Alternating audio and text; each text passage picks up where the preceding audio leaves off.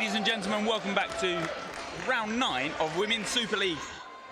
This game on the cards is London Storm 2 versus Leamington Spartans. Leamington Spartans need 2 wins just to make sure they cement themselves at the top of Women's Super League.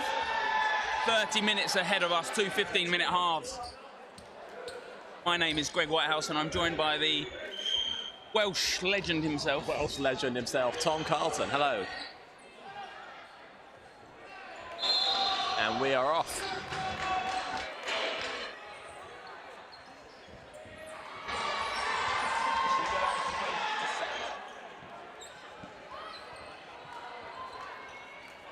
Barrington from the left side throws a single, hits her target, so they go that one player up early on.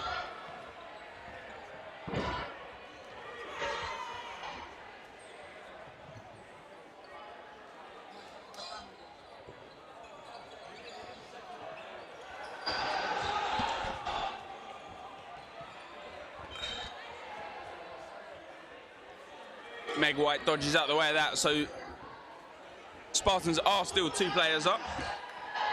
Only a single ball released from the side of that right side Storch, and Millington blocks the single. Barrington tries for the cross court, but no success. So Spartans back with the 2 balls, and they'll have to play a bit defensive on this side.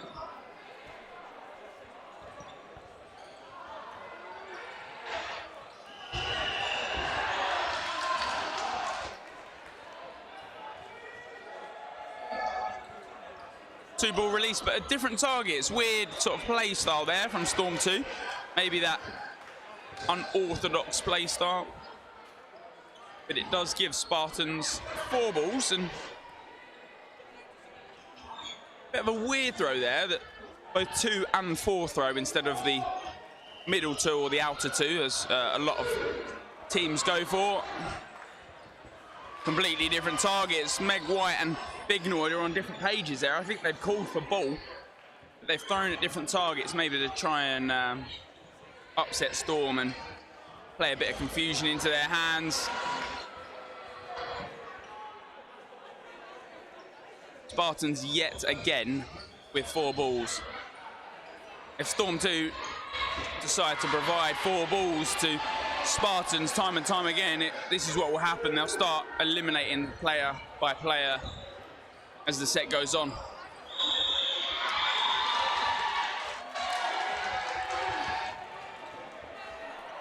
Meg White loses control of her single ball in her hand. Obviously that does class you then as an out player. If that ball is still live and you regain control of it, you are still in the game.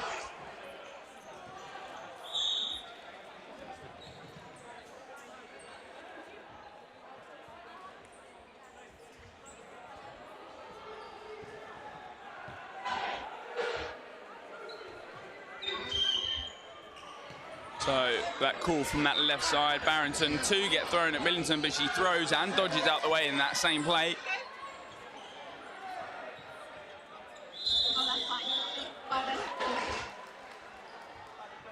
And the end of the set draws to a close, and obviously if by the end of those 3 minutes, if one team has more players on court than the other, they'll take the set points.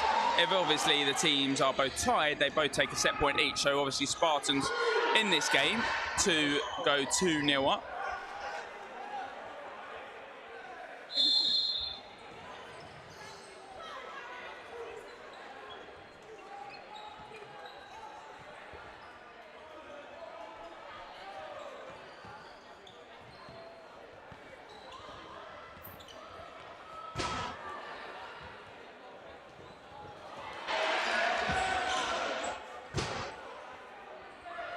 Single ball gets released from Storm, but now she'll have to play the track back, but does a great job at dodging out the way of that one.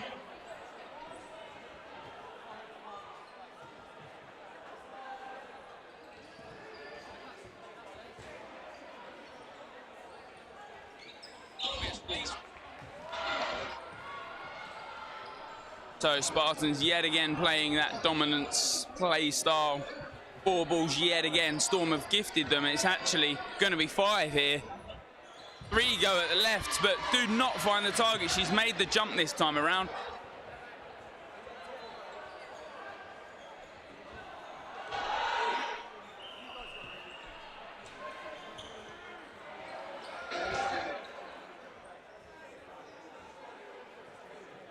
This time Storm will have 3 balls in their hands. It'll be their chance to play the aggressive. Single ball comes. Storch makes the block.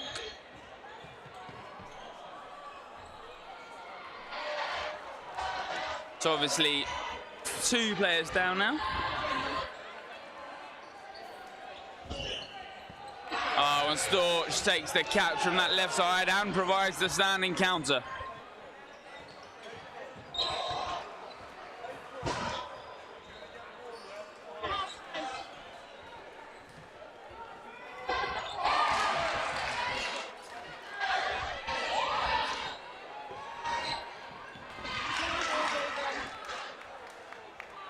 And yet again, Spartans find themselves winning the set, this time before the 3-minute timer is up. So they'll take the 2 set points from that.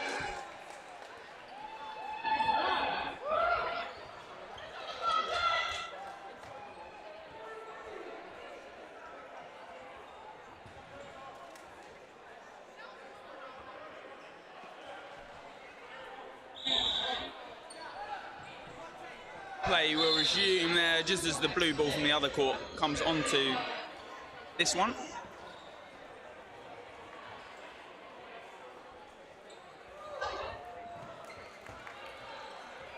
Constant substitutions being made from the side of Spartans. Amy Jones now makes herself onto court. Barrington on that left side hits the throw. Pickering now makes her way onto the court as that they've been subbed on for both Meg White and Bignall.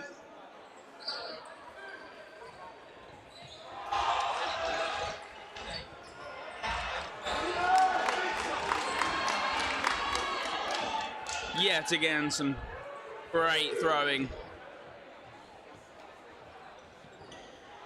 Single ball pops up. Jones is scored out. That delayed sort of standing throw. Make sure Storm are in the right place to take the catch. Barrington goes low under the free throw from the side of Storm.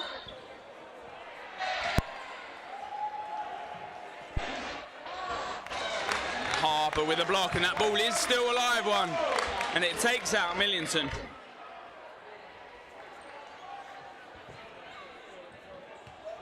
But just single ball trades, no one getting hit out.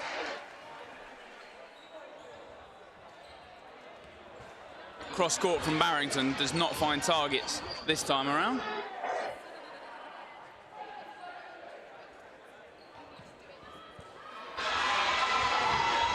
Harper looks at making the push but decides no on that time, and Barrington catches Storm off guard. It's what they're so good at.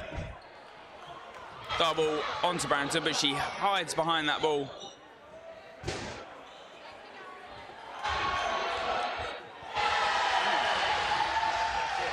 Three ball attack not finding target this time around. A little disappointed on that because you know how good Spartans can be and their grouping is so clinical. And now they have 4 balls. Spartans, what can they do? They obviously can't throw all 4 because they've only got 3 players left on that court. They'll take a reset now and have to throw 3 in that instance. They do throw 3. Last ball connects. Harper on the delayed throw.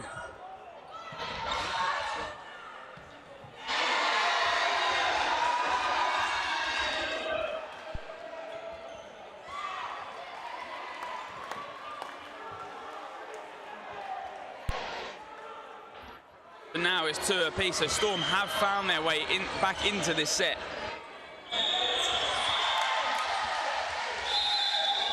And that set draws to a close. So the score will now be 5-1. Both teams take 1 set point.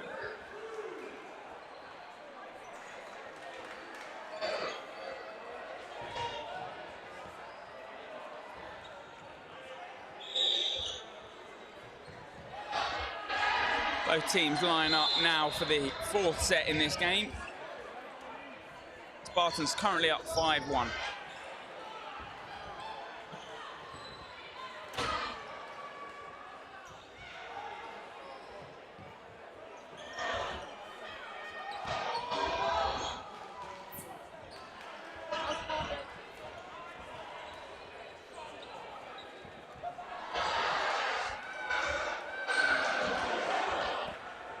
Single ball from Jones on this side as takes the trade and straight in the chops from Millington.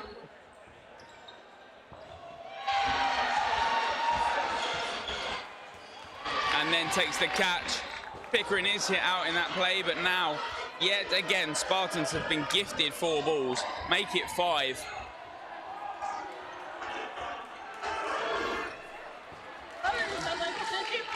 Well, they get 1 hit, and that's all they need. It's eliminating Storm bit by bit, and that's all they need to do. Barrington looks for the single, but does not.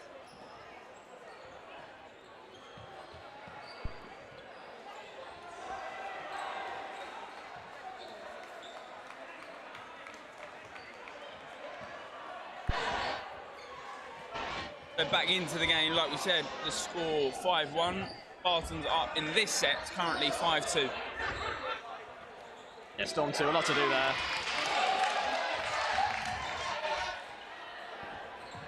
Now they pull that last set back to take the draw, but it's back to where we were at the beginning, with Spartans being ever so dominant in terms of making sure that their throwing is so well timed, and it's you know why they're top of the table. It will come down to them and Phantoms today.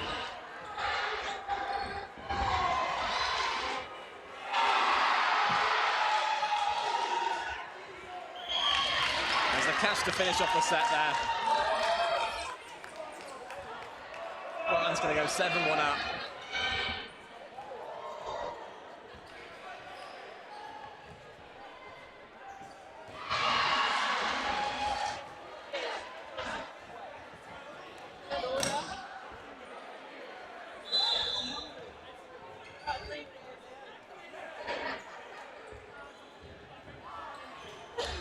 Probably around 7 minutes left in this game. We know that because Derby Phantoms coach is making sure that all the Derby Phantoms women are ready for their game.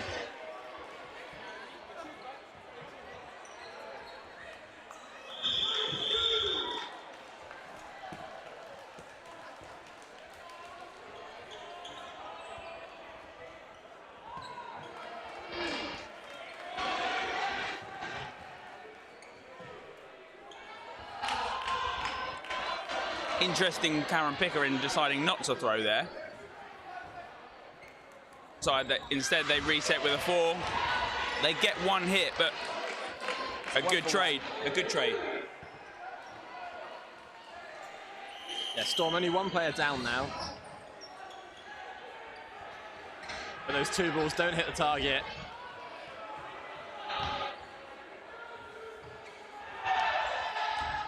And it's weird that you see Spartans not running counter at the same player. It's something that they've been doing a little weird, but good catch from Karen Pickering. Yeah, folds herself around that ball there.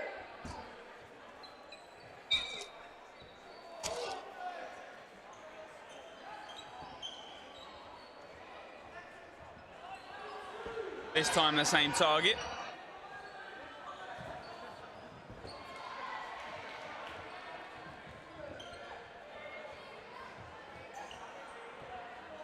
But Spartans, like many sets before this, have find themselves 5-on-2.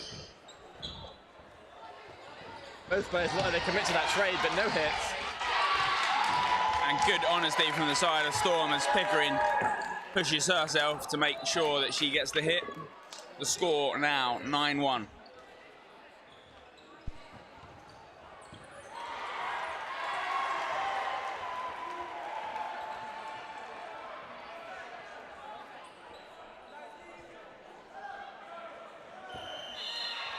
Back underway, full start. No, I think it was the whistle from the other court. Yeah. So a bit of confusion. Yeah, Sam Mason. 4 matches here, 4 courts. Whistle does get confusing sometimes, so looks like we're just going to reset.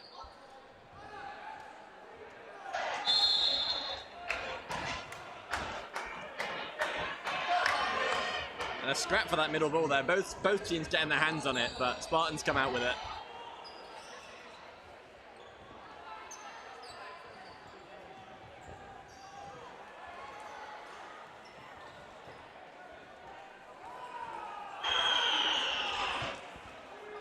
It's singles all across the board.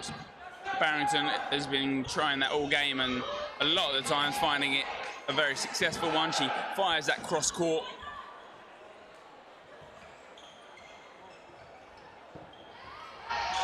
Ball straight in the air. Amy Jones secures that one. Not a lot Storm can do there apart from just watch that ball. They have one ball, but it's way off court, and that's the problem. So one of the most painful things I think you'd experience in dodgeball, watching that ball go sailing into the air.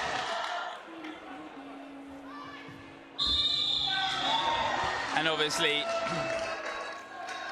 as Pickering is caught, Storch obviously then, I think that throw there is probably in a bit of anger that, you know, it's a disappointment, not in yourself, but, you know, in sort of, if you've not thrown together, then you're like, oh, well, now I feel like I have to throw to catch up. But that is the half.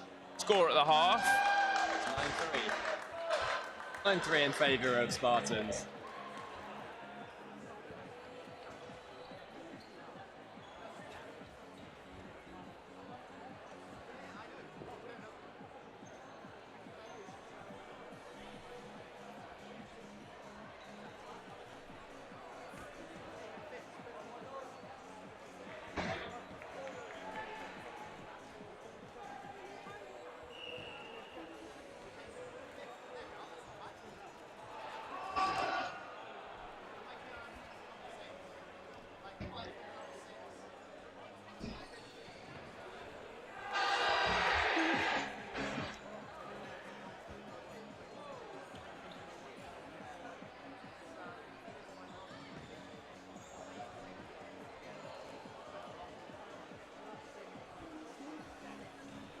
So like we've said in both previous sessions in terms of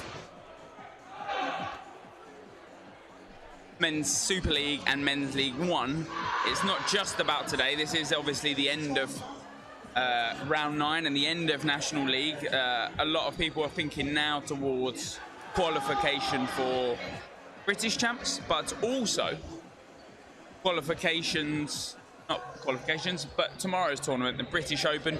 Obviously, the biggest tournament in the year.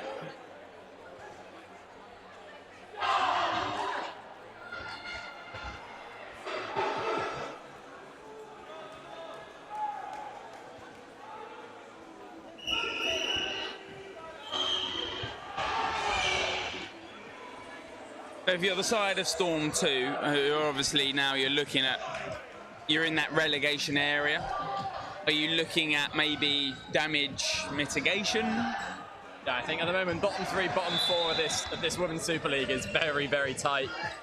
You've got a couple of teams hanging in there, and I think set difference could well come into it today. So, in this situation, Spartans, again, a very strong team. They're at the top of the league for a reason. I think Storm 2 just need to show them a bit of respect, maybe, and try and play out the full length of these sets.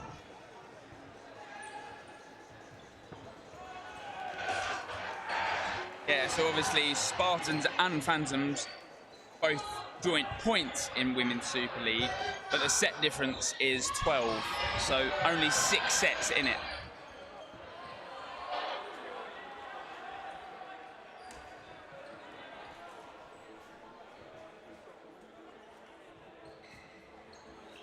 Oh, great dodge in there from Lumley. Gets over 3 balls.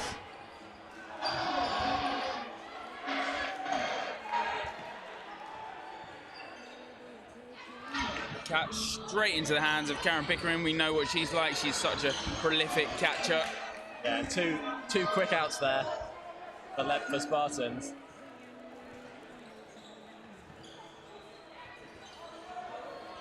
Single sort of, it's not what we call a panic, but it's like sort of like you try and offset the opponent.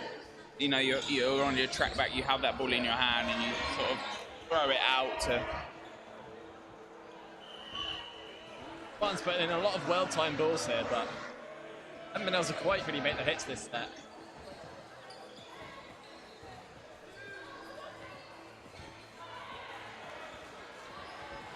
Although it doesn't matter because they're making the catches. And that's it, and that's, you know, them, Derby Phantoms and Bedford Mighty Eagles. That's why those 3 teams are at the top. Between top 3 and sort of the 4th, There's 7 points between third and fourth. That is a significant gap, I think, in the league there. And I think we've got, what, 4 teams towards the bottom? 5 teams towards the bottom. 5 teams within 2 points of each other. Yeah. So London Storm being one of those teams. Currently looking safe, but... So obviously, yeah. So I don't know who Storm 1 have today. That's what it's going to come down to. I actually think they play their seconds. So if Storm 2 beat their ones, they could actually send their ones down.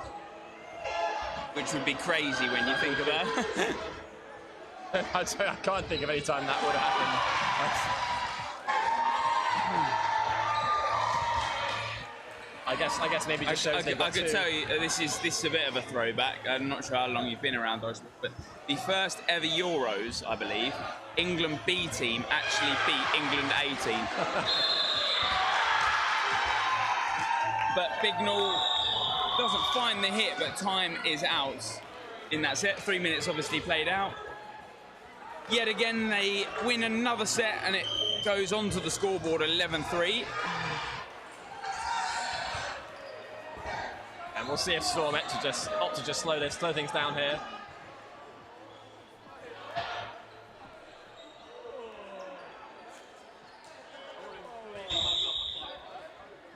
Looks like time's paused now as we get that last ball on court.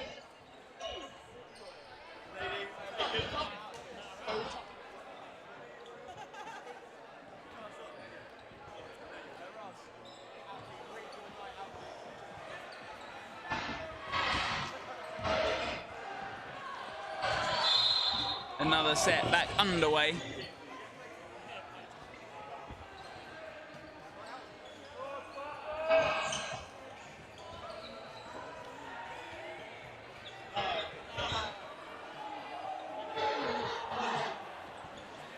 Right, Storm with 3 balls. Let's see if they can make this hit here. They throw 1. Not going to connect.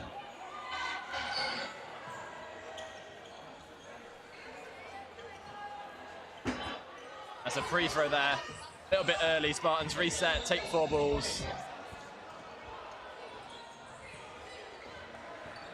On a 3-ball attack. Unfortunately, as much as you'd like to dodge any which way, I think they probably all would have hit. It was such good, that great area within that body area. Yeah, made it really hard to dodge those. Just sort of cover in both directions.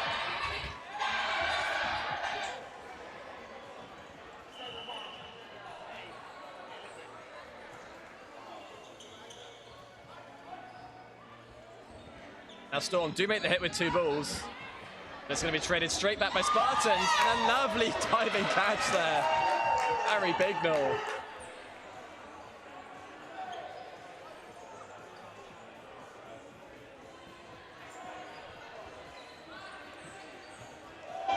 Yeah, very nice. Pressure from her. She maybe might have missed the first one on that high throw, but she certainly takes the catch on her sort of tombstone. Woo! Nice shot there, nice and low, takes out Barrington.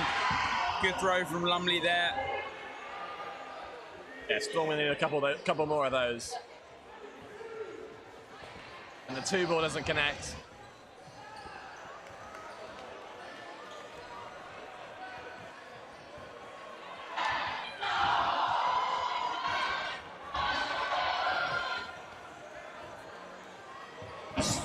Storm again going to collect 3 balls here. With about 50 seconds left of the set, they really need to make a hit here. And the ball's on target, but... You have to play aggressive when you're down like that, but sort of, it's so hard to play aggressive against Spartans because they are literally catching everything, so... I don't think there's any person on that team that I'd comfortably put a single towards there.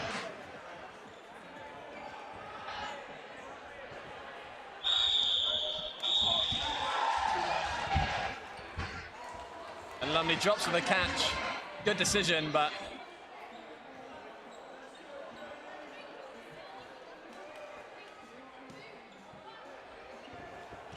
The 3 balls come in. Goes low and actually looks like it's close to a block, but in the end, it's out.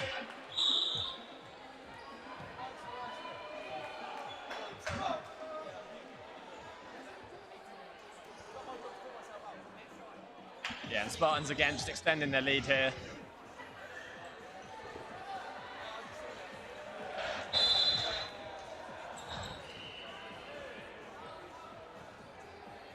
Spartans again claiming this middle ball. They're going to come up with 3 now.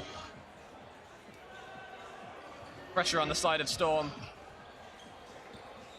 Does manage to bait out the single. It's not going to be a hit, and they're going to take 3.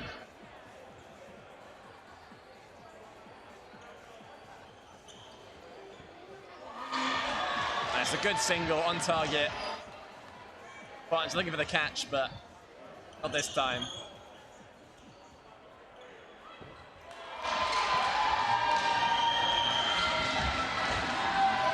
A hit called. Bounce called.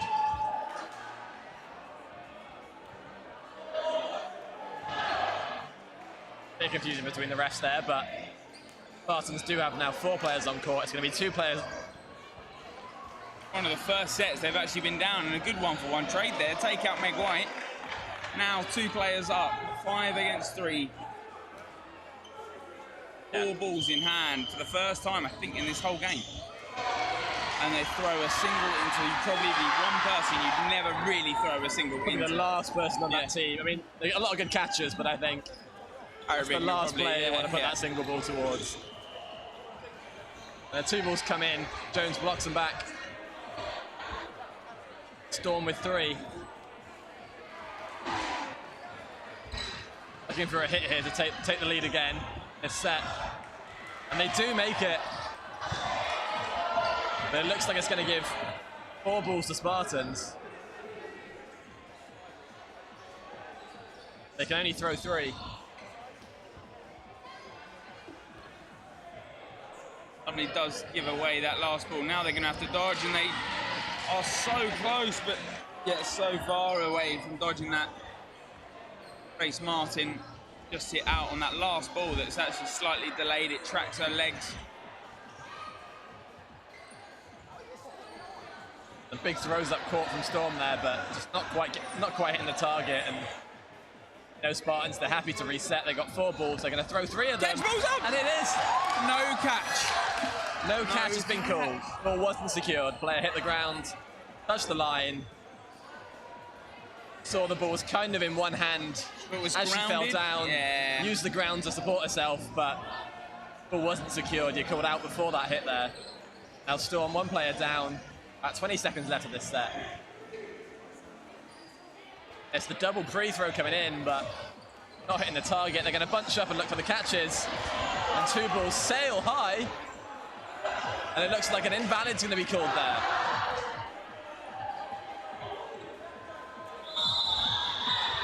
And Storm 2 do take the draw in that set. A fair call. 1 has sailed far too high for, I think, anyone's liking there, and Tom. Yeah, had me dodging out the way of those 2. The timeout, like you said, been called.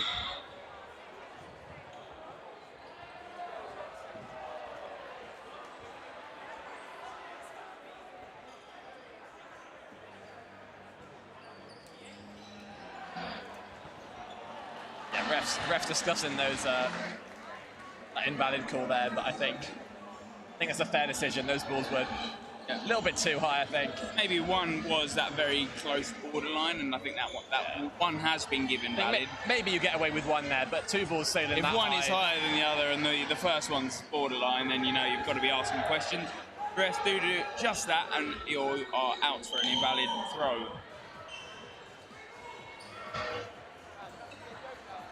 As we're getting to that 5-minute mark left of this game, time to start thinking about the MVPs. We'd love to hear your opinion. If you've got anyone you think's playing particularly well on either team here, shot their name in the chat. Any personal favourites for you? Any MVP votes you'd like to throw in the mix? I mean, Harry Bignell again, consistent all season, I think, from her. But again, just reliable, making those catches and just knocking out those tight sets. I think he takes it for me this game.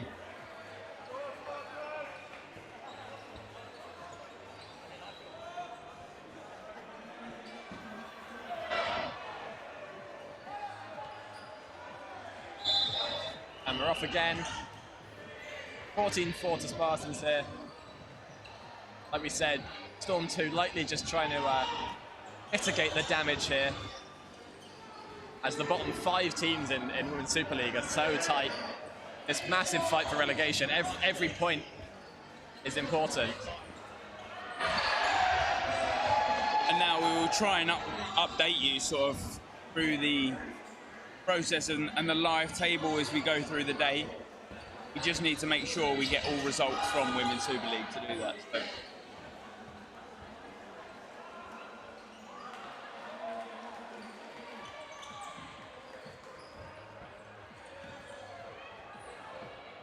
Yeah, slow start to this set. Pin it down.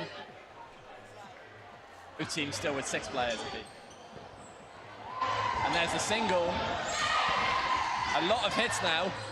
Yeah, and as Millington, as he drops the first catch, Pickering secures the second throw that comes their way, and Millington returns quicker to the court. Thoughts looking for that counter there, but Bignell's not ready for that. They're going to reset, take the 4. But with an early release, it's not going to work out for them. Spartans well ready for that one. They knew it was coming. Yeah. It's what we said, you know, when you have that single ball, it is good to play aggressive, because max plays you lose in that scenario. It is only 1. You know, if you're sat at the back court, you then risk sort of the team splitting their throws and losing max. Storch nearly catches sort of up against their leg, but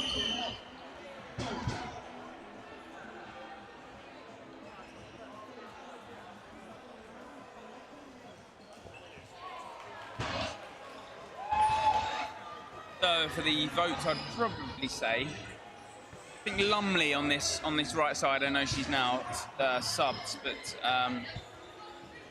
he's played sort of very aggressive in that side of Storm 2.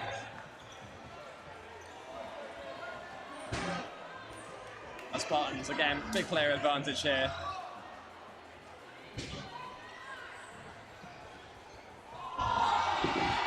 Close to that borderline valid. Yeah, ball drifted a little bit wide, but the player did move out the way of that one, very slightly. That MVP vote is available in the YouTube comment section, so you can vote via that.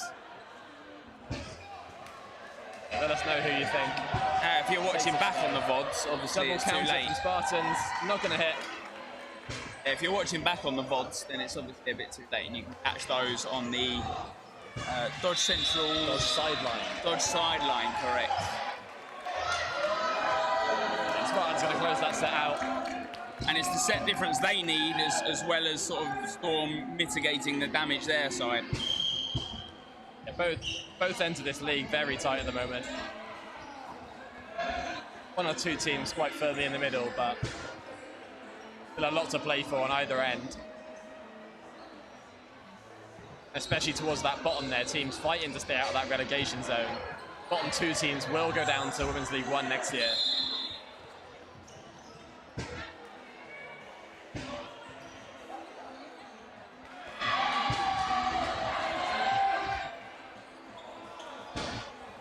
Single ball release from Thompson in the middle. It's the target, but it's a... And now Spartans happy to fire single balls. They'll back their arm in those. Storm 2 probably haven't been in their finest catching form this game, and I'm sure they'd admit the same. But as we say that again, commentators revival. Yeah. And we're back to even, 5-5.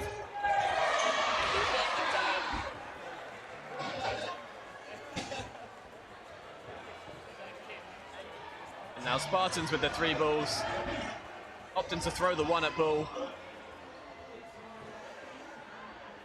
And with not long left of this game now, we'll see what Storm 2 can do in this set. And some brilliant dodging in the middle.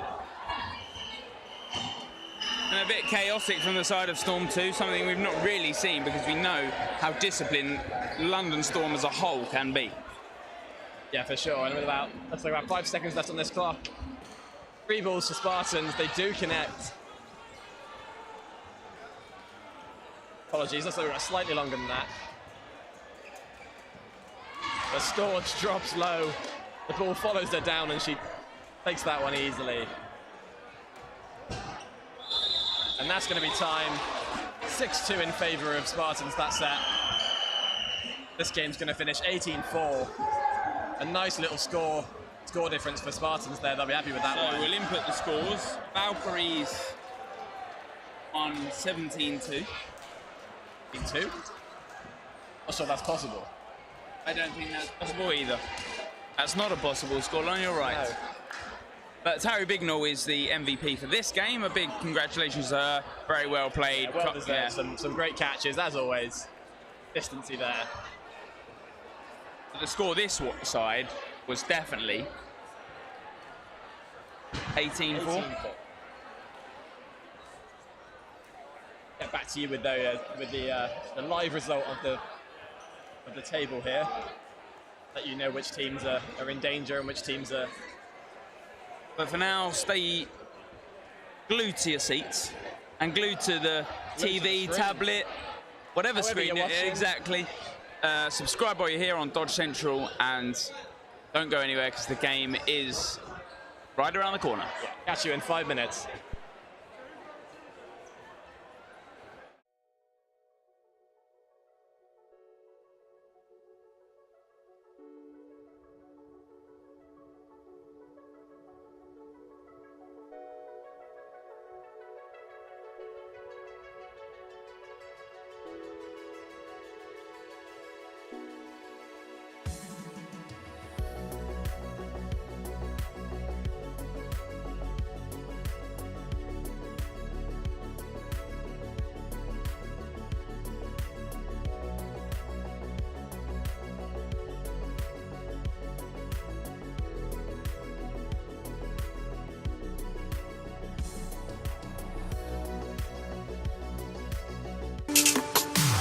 Over the second.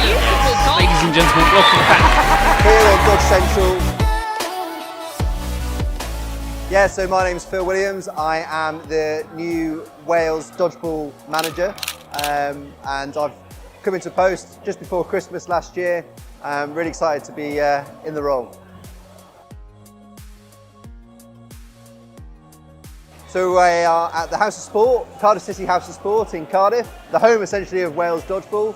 And today is one of our trial sessions for deciding our squad for the upcoming year. My honest route into dodgeball was I was looking for a new hobby, and it just so and I know this is really cliche, but I'd watched the film, and for me, what I was then keen to do was see if there was a local dodgeball club to me, and that's how I got started with the club I did. I came into dodgeball a little bit later than a lot of other players. I know a lot of players have played at university and what have you, but for me, I joined possibly maybe a little bit too late, but ultimately not late, you know, not too late. And it's really helped me from a social perspective as well. I feel like I've really grown, got lots of new friends and people that I'm really close with now because of dodgeball, and that's been a real rewarding factor for me.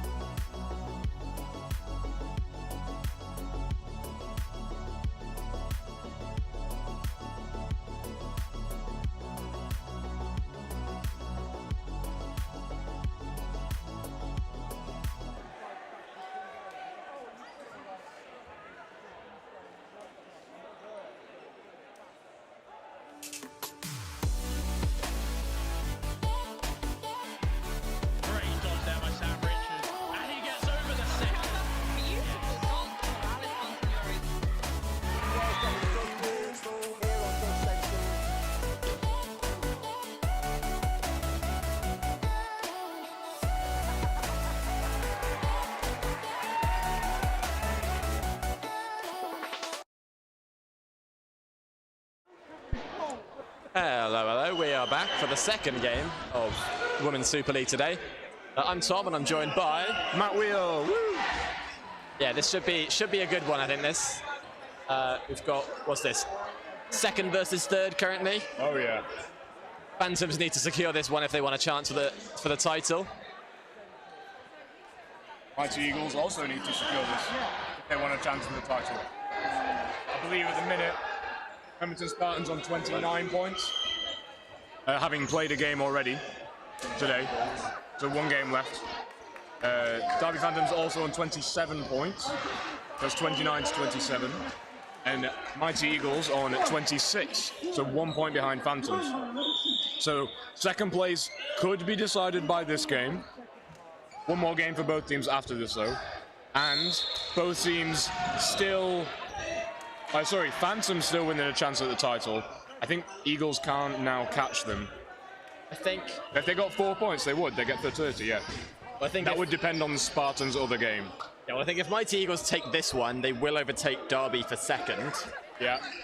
But yeah, like I said, Derby needs to secure this one and get a fair amount of sets to close that. What is it? 12-point set difference to Spartans.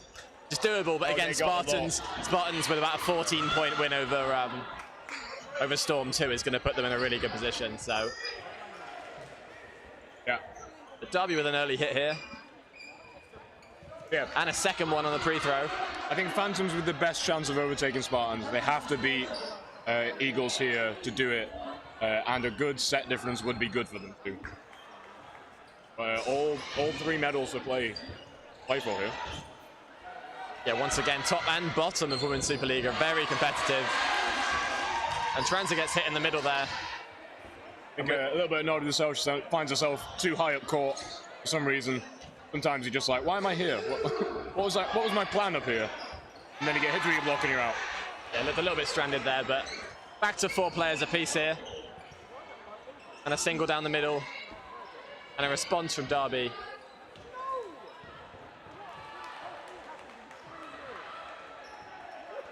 Now Eagles going to take 3 balls, throw the 1, another response from Derby, and again, no hits, 4 on 4.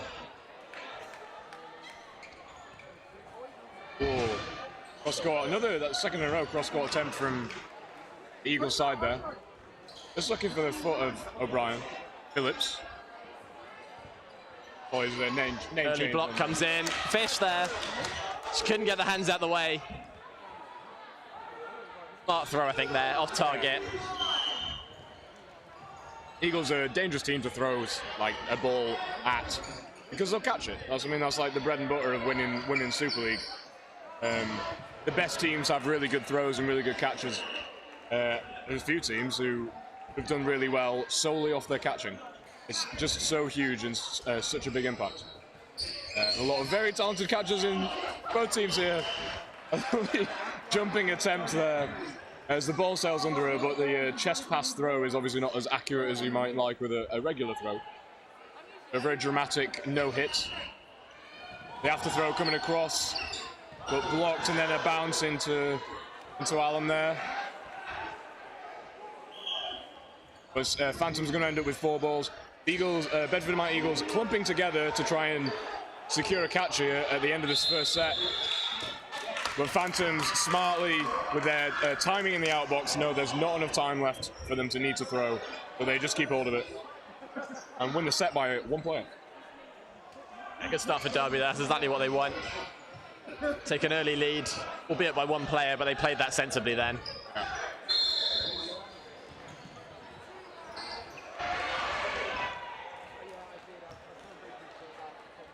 Simon Tapping in the outbox of the Phantom side is an expert at playing the slow game. When he's got a 1-player advantage with under a minute left, he's thought this out and practiced it so many times. It is so frustrating to play against. And the Phantoms women just doing an excellent job of that exact plan.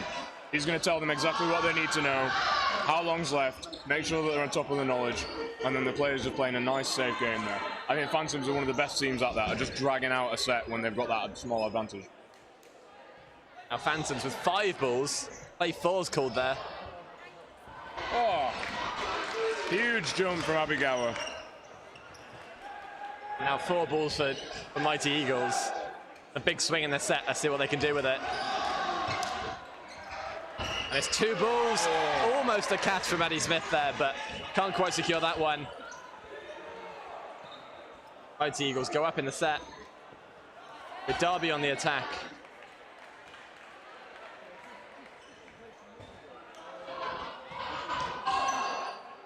Slightly dangerous block across court, but not finding a teammate, thankfully. We're going to attack at ball. The block is better this time. Phantoms now with an opportunity to make up. Oh, very aggressive up-court pre-throw from the Eagles side. That's going to force the play ball call on Phantoms. And a catch from Abby Gower. The pre-throw to upset the timing, and then just a bit of a scoop from the outside of the body there to take the catch. Lovely grab. Super aggressive counter from Darcy. Darcy very, very fast on the counter in the women's game. And then on the other side as well, Alcantite takes the second hit.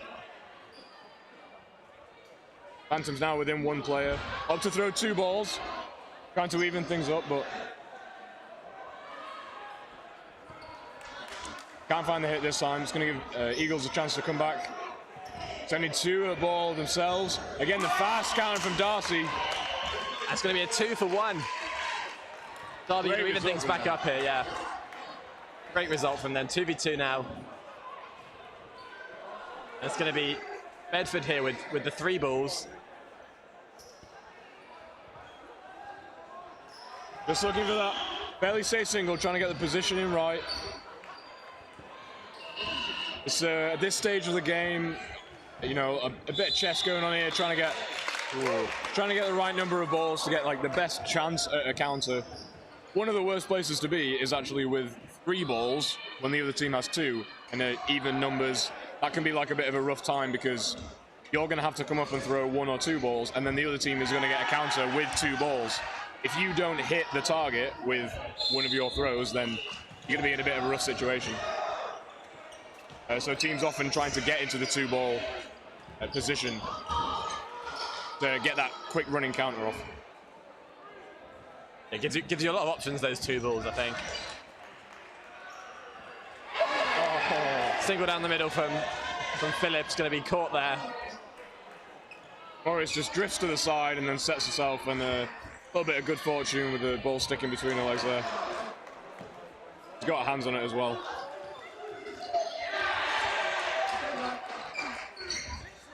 Another cross court from the Eagles side. They're enjoying that. Darcy up for the counter, but it doesn't make the trade. The Eagles going up 2 players. 2-ball attack from Phantoms, not finding the target. They're going to give Eagles 4 now. Oh, sorry, no, 2. I can't count. I don't know where that ball came from. Phantoms again looking for the fast counter. Great shot onto the foot of Abby Gower.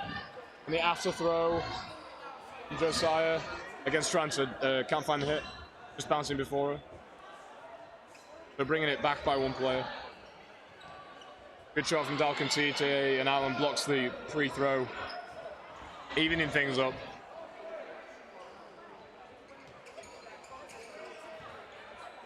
Shuffling her feet from Derby there. They pushed their way up court, big fakes. A little bit of congestion on the left-hand side, but both players getting over the ball. Another cross court from Eagles. Doesn't find the hit, but the slightly later throw from Town does. Phantoms on the avenge, on the counter. Get the hit back, though. Keep things even. Yeah, good response from Derby there. Needed that to keep them in. Oh, a nice 3-ball attack. I think just finding an arm or a leg there, the way by. Now we'll see what Derby ought to do here. Going to be a free throw from Amy Shah. Good free throw there. It's you're not always about getting a hit with a free throw, just upsetting the time of the throws. And Phantoms timing not quite on it with the throws, but at least not Straight down the middle, and a great catch from Tranter. Drops to the floor, ducks out the way of one, and then takes a second catch. Yeah, she sells that really well there. Drops at the last second and just sets herself for that catch. It's the middle line called. Oh, middle line, okay. Oh, oh, center line. That would be a costly point for the Phantom side. Messiah on the counter, and another catch from Tranter. Control C, Control V, takes another drop catch on the backtrack to win the set. We're very happy with that. Yeah, Derby bringing that one back and take the 2-set advantage now. And the flex from Tranter.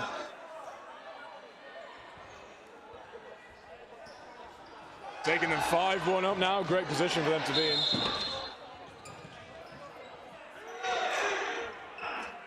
Mighty Eagles taking the middle ball this time. Gonna start on the attack. Maybe another cross court. No, this time from the middle. Looking for a toe or two. Can't find it this time. Aggressive stance with the 2 balls from Eagles. Gonna put off the timing of the 3-ball attack from Phantoms.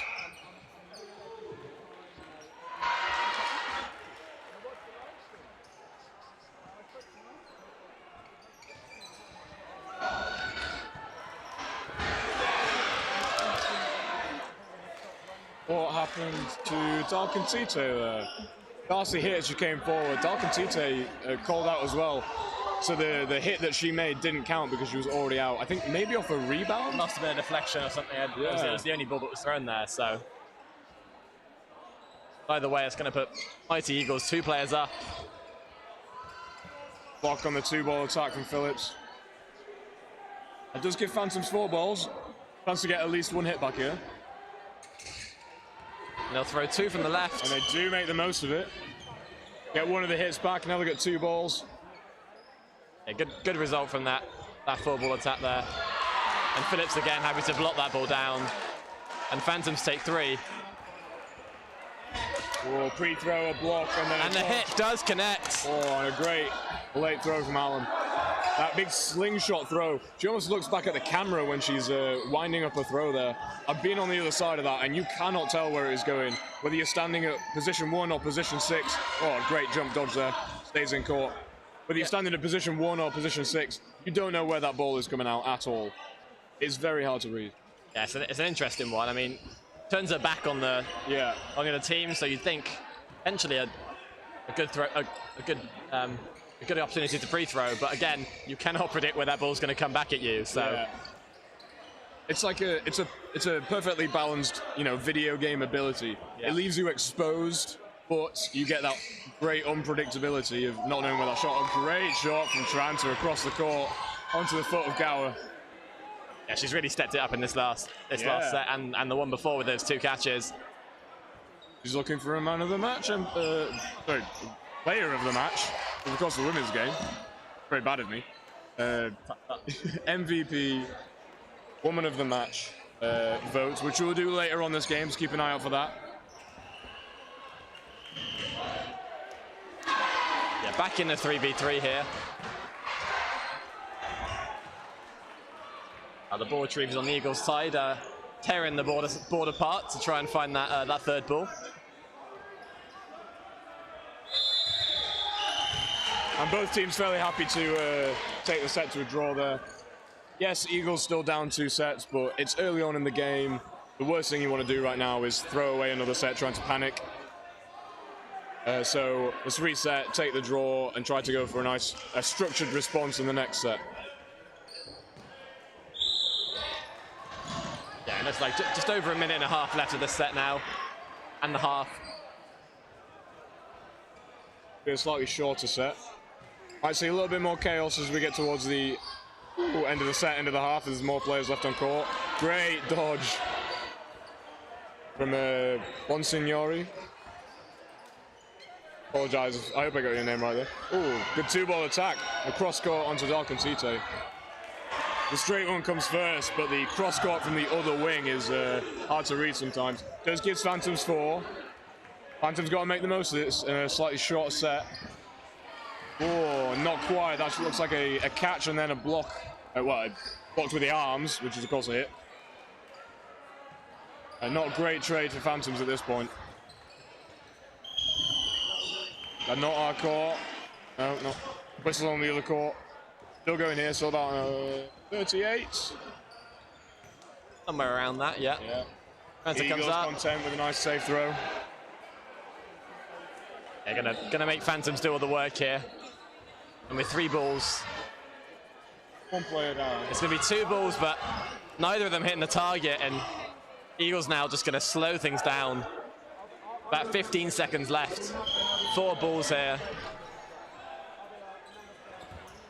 Or trying to look for the pre-throw, gets hit on the hand there as she tries to go for that drop catch once again. Phantoms now really looking for it. Balls come across Bonsignori, but dodges out of the way. Last one bounces. Phantoms unfortunately can't find the hit to bring back the set. And that's going to let Beagles come back at the halftime at 6-4. And that's exactly what my Eagles wanted. They didn't want to rush the last set and push too hard and lose it. Just let the set go to a draw and come back in this set with like some nice structured play and some really good snipes and cross-court hits. Yeah, it's been a sensible game so far. I think both of these teams potentially like a bit of chaos in the middle. Yeah. Both big catch-in teams, big throw-in teams. But so far this game we've seen fairly chill from both sides, making those hits on the singles and the big catches. And again, a fairly even score, I think.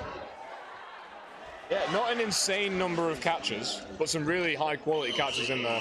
Yeah, I think big impact catches, I think, is what I'd say there. Transfer with 2 catches to bring back the set. Town making a catch in the last set to kind of trade down with Phantoms. Absolutely fine thing to do at that point. It did a great job of putting the pressure straight back onto Phantoms, I think. Yeah.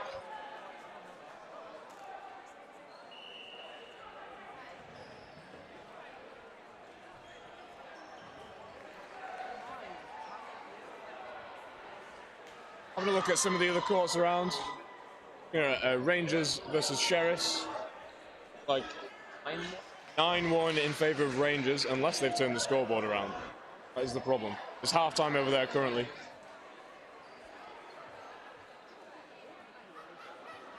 Trying to tell by the reaction of the faces. Just press the... like you're taking a photo. Sorry, apologies for that. You've missed absolutely nothing, so no worries. Over to our left in Men's League 3. Men's League 3. 6-all for Bovines versus Virtue Empire.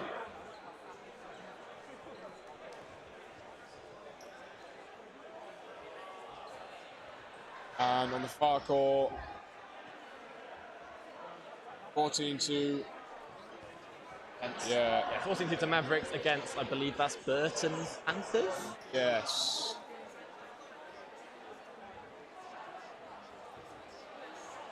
So we've got Eagles lining up now, ready for the second half. Derby will be soon to follow.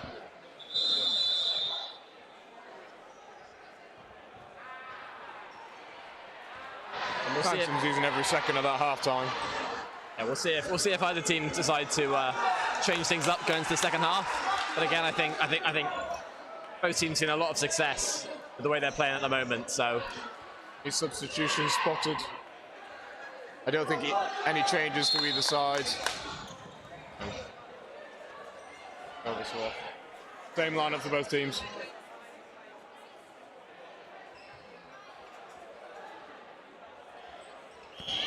Phantoms with the first attack. Bonsignori steps over it.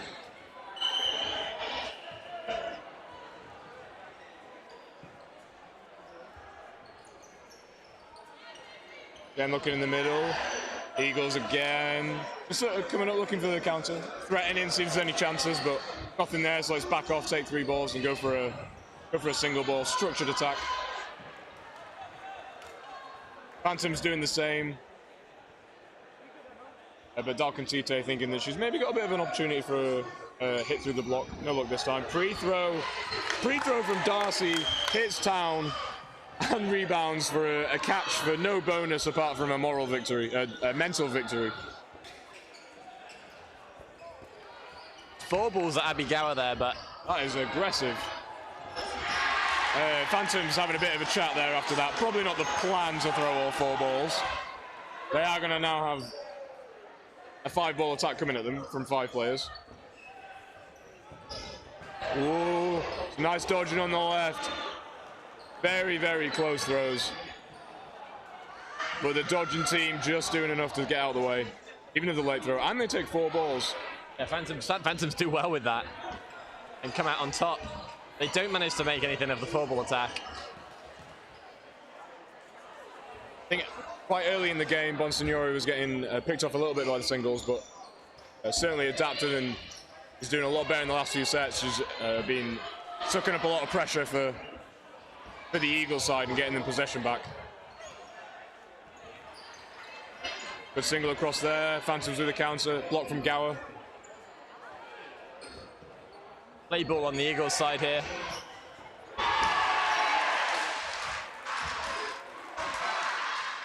Never mind, apologies. Yeah, I thought that was a very quick play ball. No, just throwing one. Both teams looking for a few counters, but generally throwing at ball. Throwing at ball kind of like shuts down the response a little bit, so it's a bit on the less aggressive side, a bit safer. I mean, we've been talking about how Phantoms like to play it slow. I mean, the 1-player advantage now with about 25 seconds left, and they're happy to just burn that ball, really bat their dodging down the middle. If they could win every set 6-5, they would. Yeah, and we see Mighty Eagles now being forced to play 2 balls to try and do something about that, but Derby again, big dodges, collect 4. And you see them now nice and slow, going to play that tie, and the pre-throw comes in to try and get them into a bit of chaos. And But a hit on Dalcontite means that Phantoms need a hit. And desperation from Phantoms there. But that catch from Mimi Sharp is going to swing things back in the favor of Mighty Eagles. And they take the set to even things up 6-6. I think the pre-throw came from Sharp as well, so that is pre-throw catch to win the set. Brilliant play. Yeah, that's the problem with the Derby approach of playing that 1-player advantage. It's a fine line. All it takes is one play from the opposite team, and Yeah. like we saw there, the last second, all that work by Derby, getting that time down, they couldn't quite close out the set. So it's a risk they've got to decide on. And it's how they play. You've got to keep fishing for opportunities, just waiting for the right one. Not doing anything crazy. Ooh, good pre-throw there from Sharp as she backs up. Taking out Darcy on the wing. Yeah, another good pre-throw there. Not only that, but Eagles sucking up 4 balls. With some good dodges in the middle. Yeah, Derby with some really good dodging all game, I think, in the middle. Just how they've been able to play so slow. Well, aggressive pre-throw from Gower, gets herself high up court. Gets to the back, but Phantoms track her down.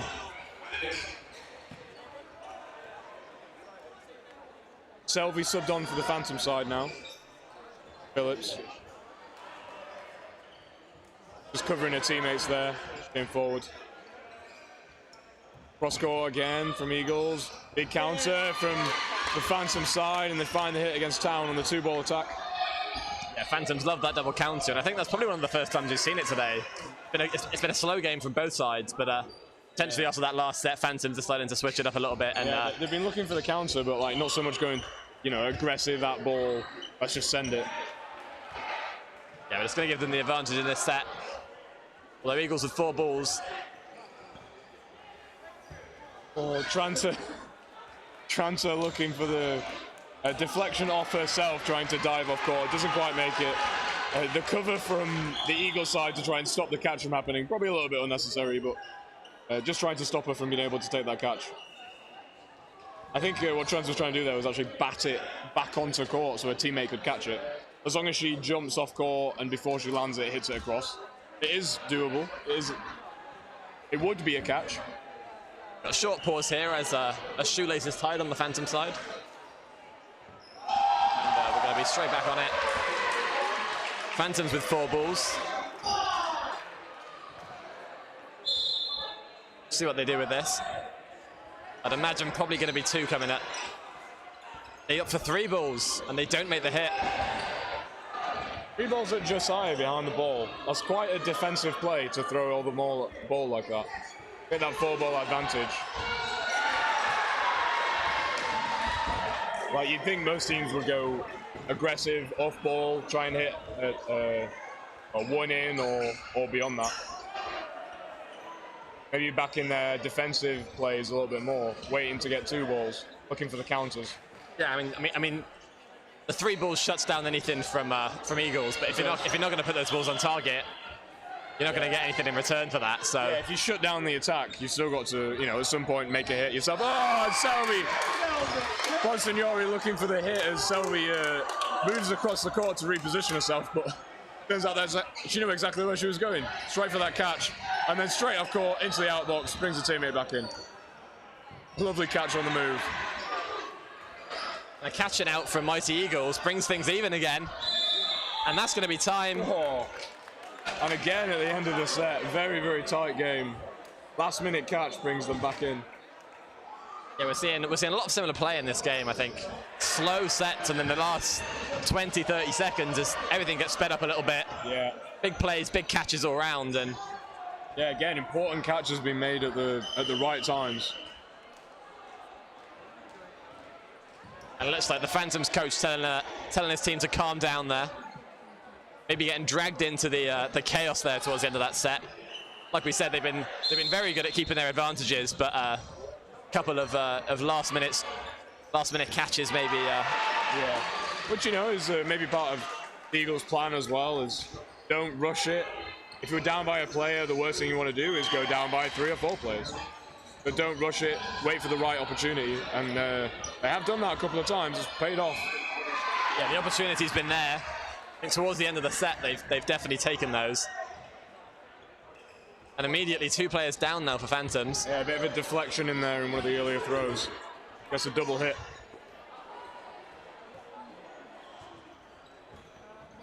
Oh, and the 2-ball attack again from cross court. 1 straight and 1 across does enough to distract Darcy and get the hit through the block.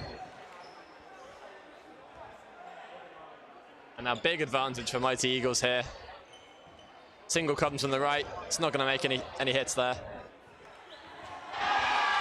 And now we'll see what Mighty Eagles can do with 3. That ball bouncing before hitting Dalcontite. It's going to give Phantoms 4. 3 players down. They need to make something happen with this. Maybe going 2 balls into the middle. And they do. They claw 1 hit back and get 3 balls back again.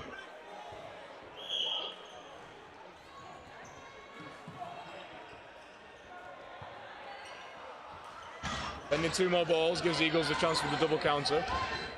Whoa. Well, Allen back on the counter again. And again, like, where is that ball going when she releases it? Allen not quite ready for it. Allen makes the hit. That still leaves Eagles 2 players up. And the catch from Tranter. I'm pretty sure she had her eyes closed, but it doesn't matter if you take the catch. And then the hit afterwards brings them within 1 player. About a minute left on the clock now. It's taken a bit of trading, but they've come back from 6-3, 3-2. Definitely with the momentum. The 2-ball attack there. Blocks 1. Mike Smith looking for the after throw, but can't quite find the hit. That's going to give Phantoms the 3 balls. Eagles technically with the advantage here because they get to get a 2-ball counter. They'll go at ball. A bounce and then a block.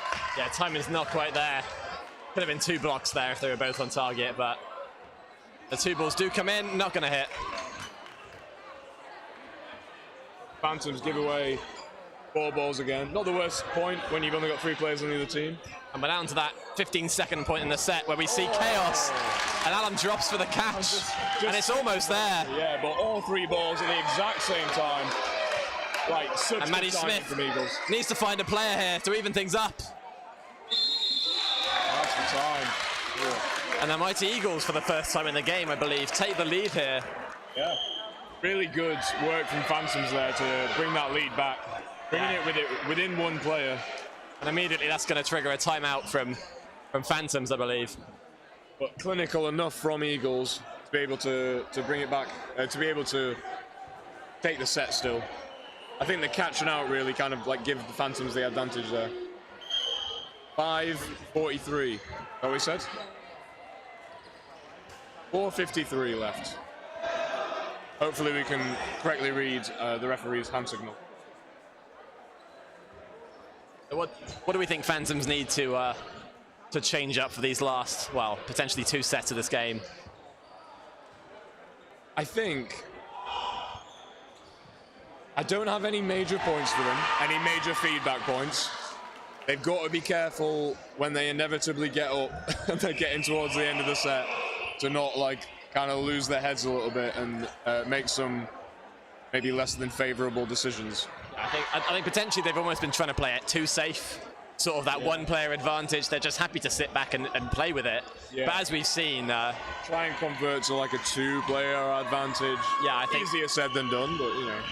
But yeah, I think we'll see what Derby up to do here. Maybe speed things up a little bit. A couple more of those double counters, which they're. Yeah, they've been very good so far. You do potentially give away quite a bit of possession, but if you're successfully making hits, then it can be worth it. Yeah, but at the same time, I think Phantom's dodging has been great this game as well. So essentially, that's something they might be able to try and. Very aggressive free throw from Sharp on the Eagle side. It's going to force play ball onto the Phantom side, and they send. Wow. That was honestly, no, Phantom's going to watch this back and this is harsh. That was a horrible call. Throwing at 3 different targets, but making 2 out of 3 hits. Incredible. That's one of those situations where the tactics might seem a little bit questionable, but the execution was very, very good. All 3 balls, slightly off body, not very catchable. And another off body hit there from Phillips. That's a great shot. Yeah, Ponsignori moves herself to try and get behind it, but. Yeah, but boy, was that effective. And now Phantoms with a big advantage. Morris goes low to look for that catch, but that ball's again off body. Yeah. And now Phantoms with a 2-player advantage. Is this where they opt to play slow? No. Nope.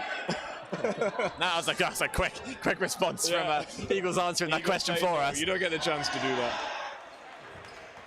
Ooh, that's a good effort from Darcy there. Bouncing just before Josiah though. Oh, trying to drop to the catch. Oh, as Eagles even things up.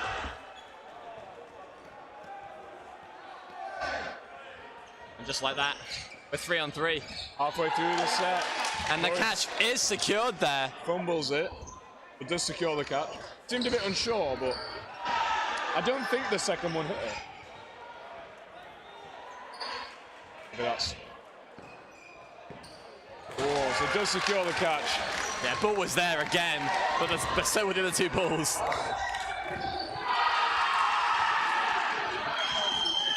And Darcy makes 1 hit.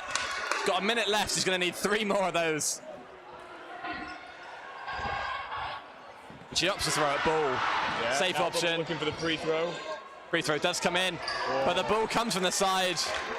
Not quite as clinical timing from Eagles as the previous group throw, where all 3 hitting at the same time. But the accuracy is good enough on that to catch her off guard. Yeah, and we see Phantoms now trying to push things forward. Yeah, they're going to need to reset fast. At less than 3 minutes. Yeah, gonna need to win this set within the time. About 2 minutes 20 to go.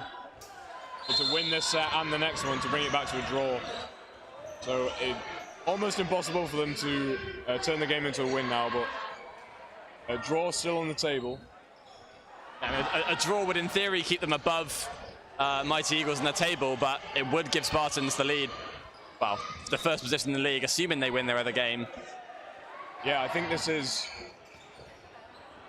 potentially securing Spartans as gold medal. Not quite mathematically yet, but on the balance of probability, this is a very good result for them. Fantastic shot from Darkantite onto the foot of Bonsignori.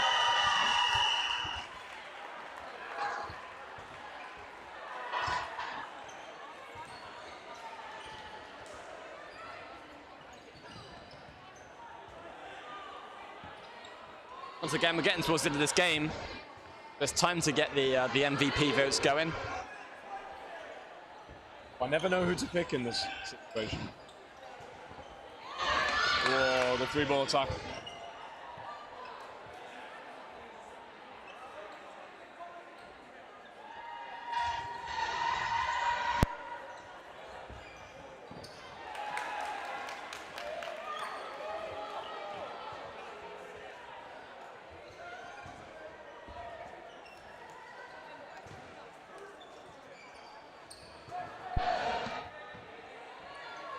And now Phantoms do take the lead here, but Eagles looking to take things nice and slow, work down this timer.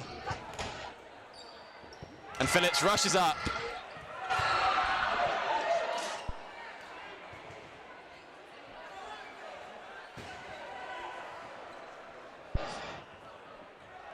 And the MVP vote is going to be going up in the YouTube chat. So if you're watching along at home and you're watching us live, head over there and let us know who you think takes the most valuable player in this game. Darcy goes for the catch. Phantoms really need to make a play of this now. And Tranta goes low. Two balls, opposite directions. And that's time. Mighty Eagles take the game and the match.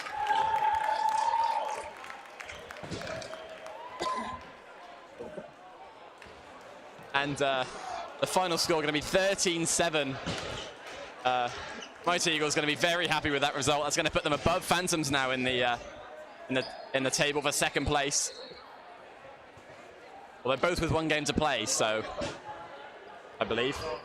Yeah, let's have a very quick snoop at who the other games are. The Mighty Eagles will be playing Stafford Raptors, who are currently bottom of the table. And Phantoms will be playing Rangers, who are 7th in the table.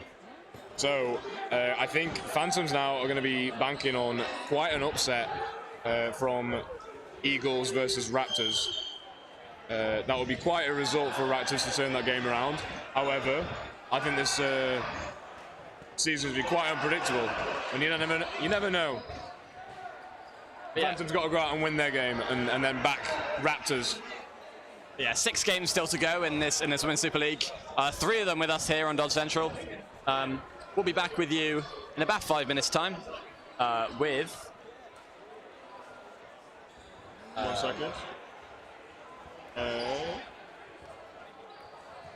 John Wilkie. Yeah. It's going to be Valkyries versus Leamington Spartans. We'll see you then.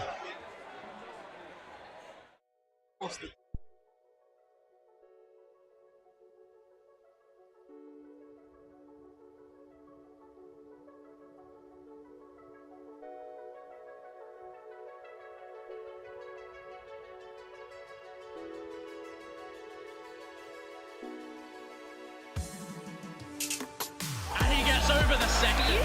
Ladies and gentlemen, welcome back.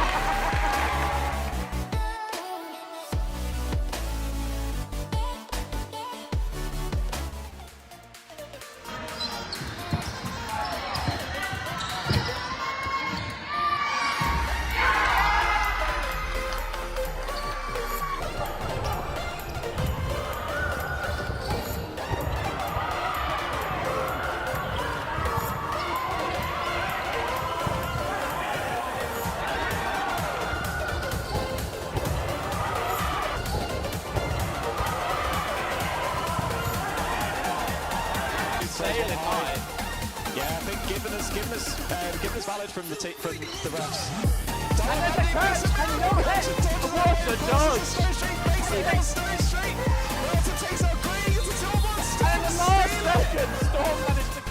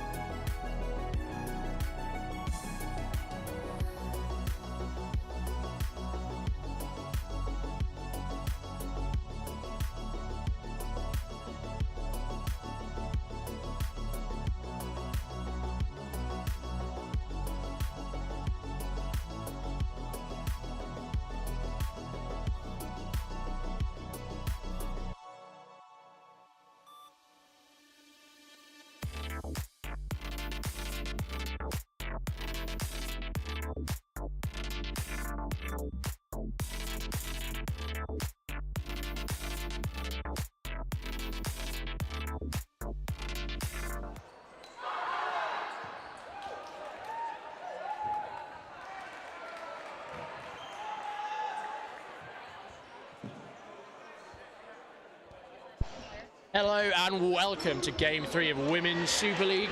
I'm sure you're all excited to see the outcome of this one, as this may be the decider to the gold medal place. I am back with you today. My name's Jonathan Wilkie, and with me is the ever lovely Sam Ward, nice to be back. And yeah, this is the one for Spartans, the big fish. Yes. Pretty much after results earlier today, win this, and they got one hand on the gold medal. Valkyries with decidedly little to play for at this stage. I think they were guaranteed fourth even before matches kicked off today, and nothing's changed there. So yeah, given a good opportunity to just get some more minutes under their belt. They're a bit depleted today with still no Nichols recovering from that nasty knee injury, and no Koenig either. And no Day, who was present yes. at the beginning of the season, I believe, and has since now retired. So that ball wasn't live, apparently. The hit from Storch on Bartov.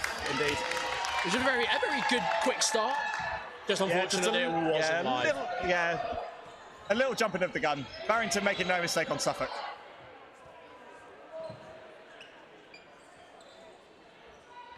Barnes coming forward with 3 balls. Good block there by Millington. Apparently not. Blocks it into our looks the rest, yeah. Yeah, definitely got some ball on it, but some body as well. 2 balls at McMaster, blocks them both. Good dodge and block. Double counter from McMaster and Bruce. Barrington making the dodge, but Town calling her out. Yeah, it's difficult to tell a lot happening there with blocking one of the incoming balls as well, but hit is given in the end. Good double counter from Bruce and McMaster. Great cross court, great inwards, in-swinging shot from Pickering to hit out Bartov. Cursed left-handers. Nice wings from McMaster and Bruce, takes out Storch. I feel like we're seeing that call a lot more recently. You saw it a couple of times in that Bedford Eagles game just previously.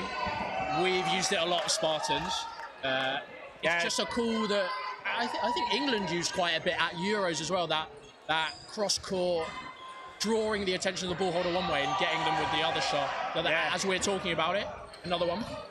Yeah, difficult to get right if you're the long angle throwing. Well, while throwing diagonally across the court, you've got such a long trajectory. It's got to be really accurate to really trouble any big movements from the far player. And your timing as well has to be brilliant, because exactly. You are travelling so much further with your shot. Baines playing with fire on that back line, but she's okay for now. Barnes coming forward with 3. Free throw there from Bruce, who recently made it into England Dev, I think. Oh, great 3-ball attack great onto tracking McMaster. From big movements from McMaster, but all 3 balls, I think, finding the mark. Brilliant group throwing for the Spartans. One thing we saw in the Bedford Eagles game previously is their 3- and 4-ball attacks were absolutely stellar. They were on target and they were pinpoint. None of them could be caught by any of the Derby Phantoms ladies. It's good to see Spartans doing exactly the same with their multiple ball attacks. It's what separates the good from the very best, and I think Baines called out potentially for an invalid attempt on that one, unfortunate. Trying to catch White unaware, but yeah, not the best execution. Free throws from Bruce, and a catch and dropped us both. Pickering's gone. Suffolk's back on. And that's just at the end of time to make that a 2-all draw. An almost clinical showing by Spartans, but some individual brilliance from Bruce there to bring it back right at the death. Did everything right for 2 minutes 55 seconds of that set for Spartan's sake, but yeah, Bruce making a bit of a miraculous catch 1 out of 3 and dodge the other 2. Brilliant heads-up play to salvage a set point for our team. Storch again looking for Bartov on that quick start. Valkyries with 3 balls now. Yeah, I think they'll be one of releasing 2. Yeah, it's a bold strategy this early in the game, looking for White. Another wings call, but at 1 in from ball. Spartans coming forward with 4. Drury can't make the catch from White and Bignell.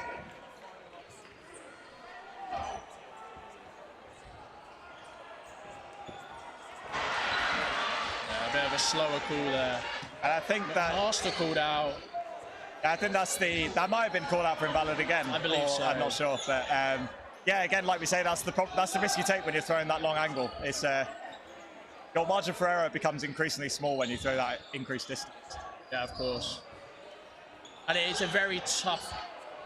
No, I think that's a bounce. Unfortunately, that was a brilliant take from Bignall, but just floor first. Out of all the players that would love to call that a catch, I'm sure Bignall would love to do that. No, good just heads up play from Bignall, just clarifying that absolutely refs, no chance that was a catch. Baines looking to make that catch. Looking to do similar. Clever release from Pickering to put it safe and valid in front of her. Suffolk looks for White.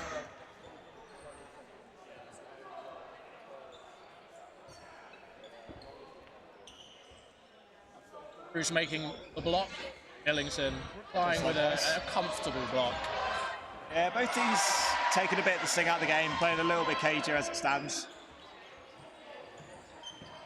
Bruce does test out Storch, but she's disciplined enough to leave it alone. Barnes coming forward with the 3-ball attack. Oh, a lovely shot there by White. Hitting out Bartov right on the feet. She tracked it all the way as well, Bartov. I think she'd be remiss to see that just land right on her feet. Any higher and she probably had a good chance of taking that, but throw's just too good from White. 2 balls out from Valkyries, gives 4 balls away. Good laterals from Bruce. Proving very hard to pin down so far. Bruce was playing great take from White. Bruce was playing the beginning of our season for White Tigers in League One. She moved up to Valkyries later on. Match made. I think, it might take a stoppage here. I don't know what happened with some of those incoming balls. I'm not sure Baines even knows. I think from our angle, I think the ball retriever moved in front just as those balls came. Through. I didn't see anything here, but the refs have the best view, so we'll wait and see. Catch being called. Just a catch. Plain simple catch. Well done from Baines. White's gone, and Drew's back on the court. Last and at the back of court. Valkyrie's coming forward with 3 balls now. Drew's stay on short is a little short-lived. The 2-ball attack does take out Pickering, but Storch is enough to take out Drury, and Spartans win that set 3-1 here. Not managing just to get that time back, as they had quite a lot to do with the remaining seconds there. Yeah, I think with both teams playing very cagey in the kind of middle of the set meant that Valkyries had very little time in the end to claw it back once they were down in players. Storch covering Barrington for the quick start, but Master is equal to it. Valkyrie's coming forward. Awful spin on Bruce's ball. Even from here, it's hard to track. Yeah, very much so. Bignall unfazed. And Tessa out with on her own. Baines looks for Storch, but no joy again. Comfortable block there from Storch. Just going low, putting herself behind the ball.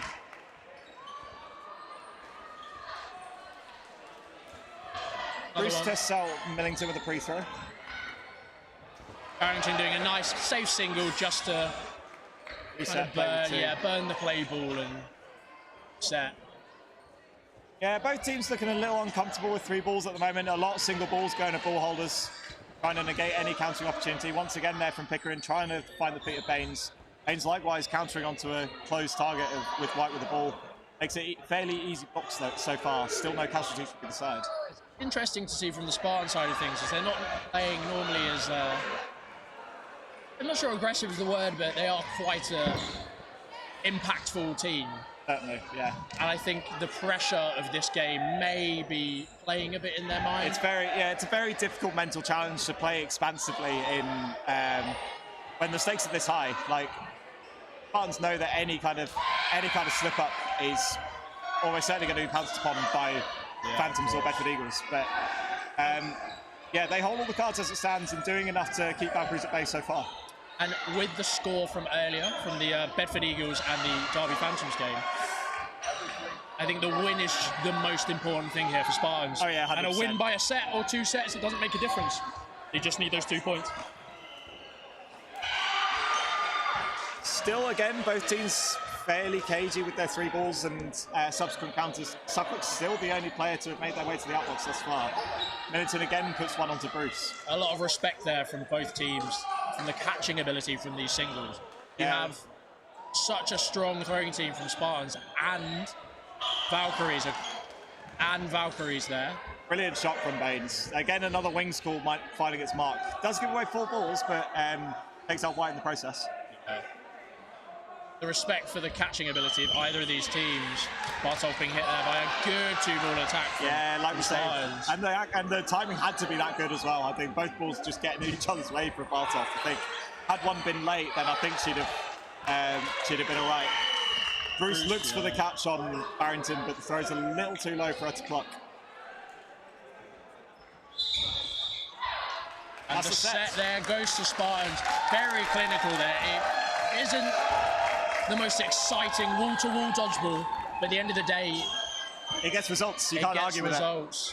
And it was something we saw, or I think we saw, with the game previously.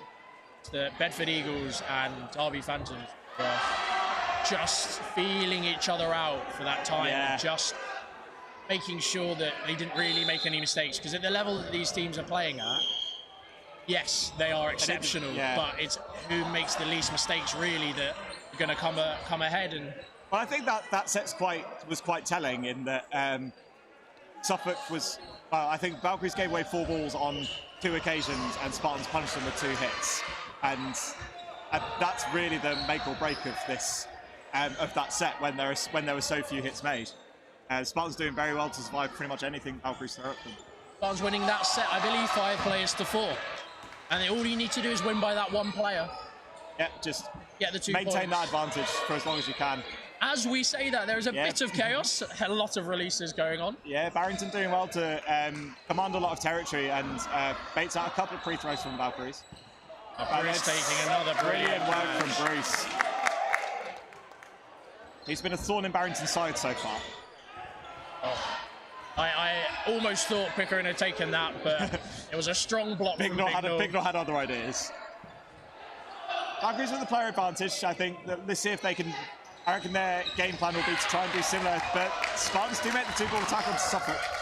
Strong 2-ball there. Again, when they invest possession so infrequently, then it's so more important that they do make those possessions count. Valkyrie's not able to do likewise. Good dodging from Millington in the middle. The assumption is if you're throwing those 2 balls, you should be making the hit. Very much so. At most levels of the game, that kind of possession switch is always a big deal. Brilliant work from Bruce. Gets out of the way of the 3-ball attack and makes the hit on Bignall with the free throw. Valkyries are up by 1 player in this set. They might only 3. They've got 4 balls to play with even. 2 balls look for white. Good laterals to get out of the way. Got about a minute or so left of this set. Valkyries ahead. See what they can do to kind of close it out and get those 2 points on the board. 2 balls take out Drury. Double counter onto White. White, I think, hit out there. Yeah, I think she's gone. Only 1 player deficit now for Spartans, but with 4 balls. Strong 2-ball attack. Making it count. Unlucky there from McMaster not to manage to keep the ball possession.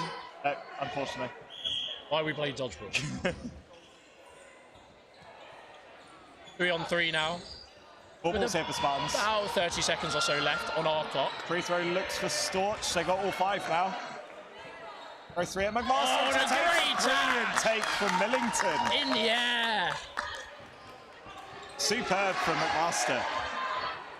Pickering and Storch, former Wales colleagues. They haven't got time to hang around here. Yeah, Storch really looks for Suffolk, and so does Pickering. So close. And that's that.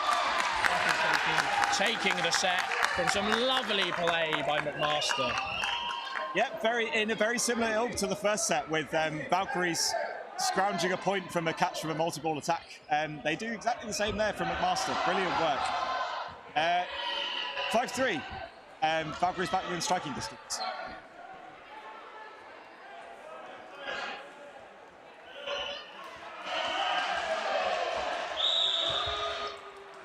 Valkyries again not contesting that middle ball. Storch has another free free quick start attempt and makes the hit on Bartov. High shot there on Bartov, who gets low to the expectation that it's coming low from Storch and doesn't manage to get her ball up quick enough to block.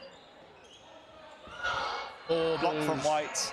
Given away to Spartans. Yeah, early investment of possession from Valkyries, but unable to make the hit on White. Yeah, the ref, not head ref, but line ref Sam Mason has just called 1 minute remaining, so our clock is fairly accurate, we believe. Look at us go. Yeah. Shout out to our operator. Brilliant dodging from Drury in the middle, and likewise from Leamington. Doing that movement and then blocking any tracking balls there. Barnes coming forward with 3 balls. Pickering, look at the Drury again.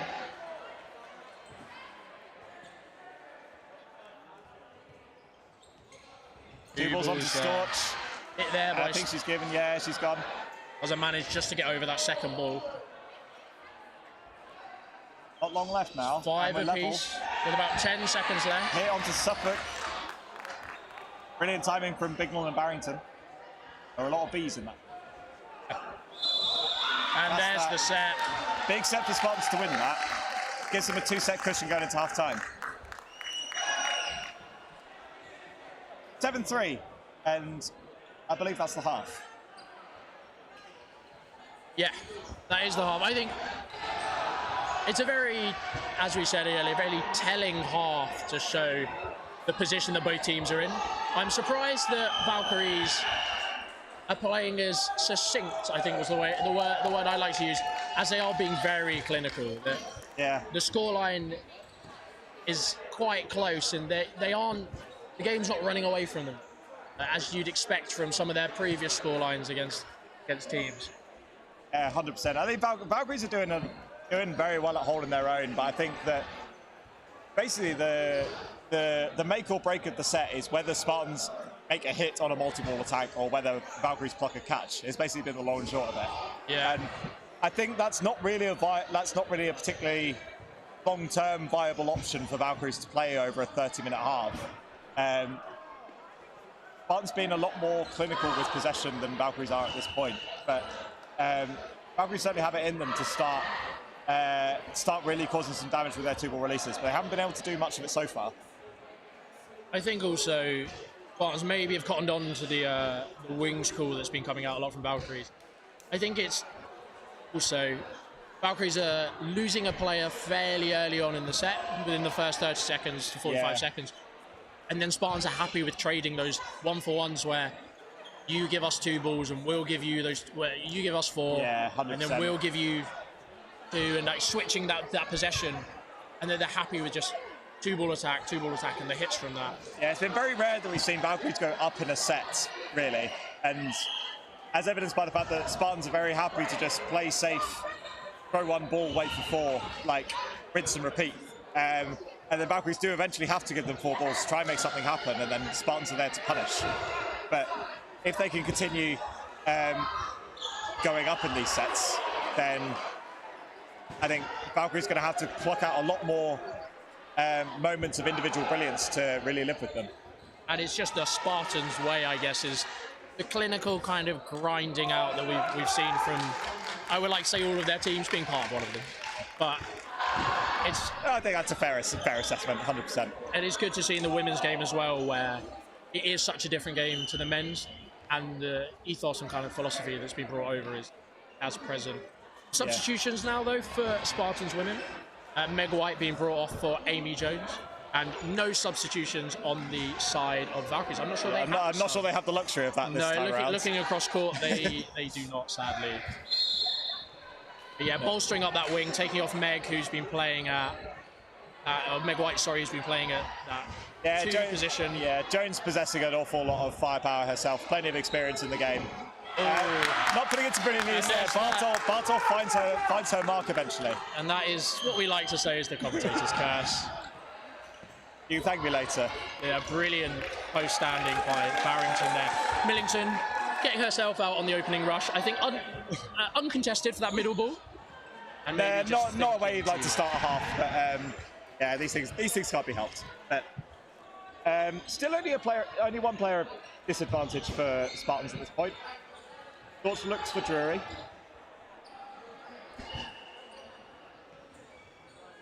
Five players on the Valkyrie side. 4 from Spartans. 2-ball attack onto Barrington is unsuccessful. Not sure if there's a bit of communication breakdown between Baines and McMaster, but it's odd to see a 2-ball attack both going cross court. Not only because you have to throw that extra distance, but because both McMaster and Baines were setting ducks to Storch if she wanted to go for the counter, which she didn't on that occasion. Just delayed to set with 4 balls and making the hit from it. Suffolk's gone. Yeah, potentially a communication issue there, I think. Happens to the best of teams. Yeah, the experience on both sides are strong enough that you'd say that they would know the risks that a call like that would pose to your players.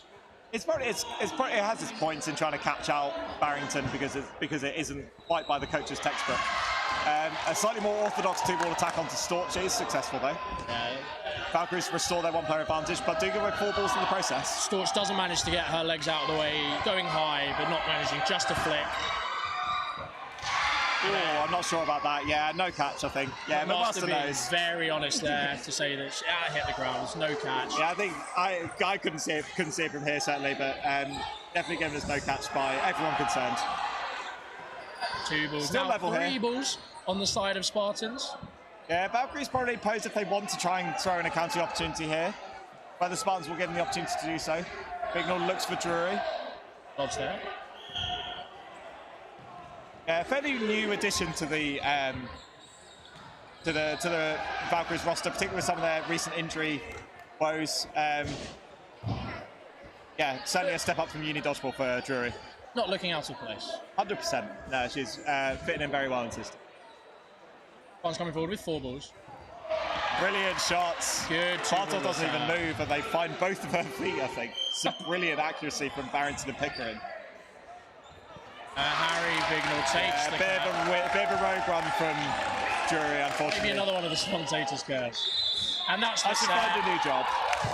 Yeah, Spartans winning the first one out of the gate, 9-3 up. Very clinical there from Spartans. Yeah, Spartans know that they're probably, well, realistically, if they win one more set, then they can't lose this game. Whether a draw is enough in the grand scheme of the title, I'm not entirely sure. I haven't done the maths on it, but they'll certainly be fancying themselves for a win in this current position.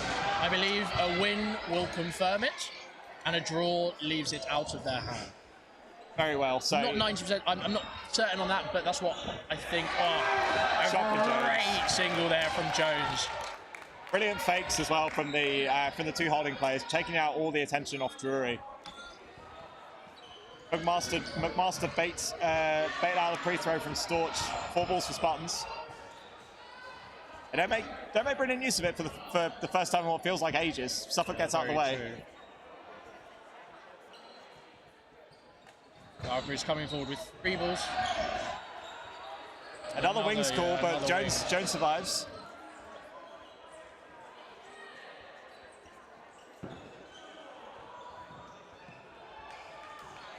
Free throw from Bruce, blocked by Millington. Good movement there to stay out of the way. One the low searching ball and a high shot as well. Again from both wings, but both teams are acclimatising to it a little bit more. A very delayed release from McMaster. Jones survives them both.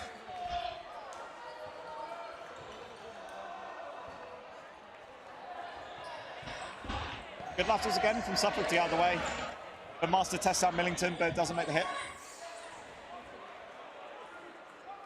In this brief pause, an update from across court in the relegation battle. It is 8-all between Stafford Raptors and London Storm Ones.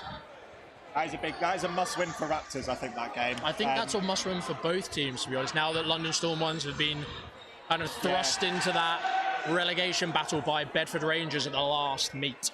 Yes, indeed. I think if Storm lose that game, then they need to beat Sheriffs to guarantee Super League next season in the final game of the day.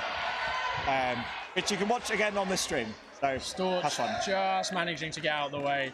And just below, you can see it. I don't know if you can see that on camera. You couldn't, but the Spartans ball retriever having her hair caught in the net behind.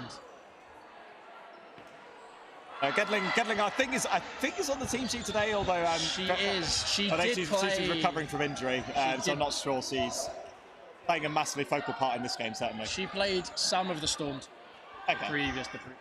Good to see her back in court. Brilliant dodging from Bartolf, and the double counter from Bruce and McMaster was no less brilliant. Very strong running counter there on the side of Valkyrie.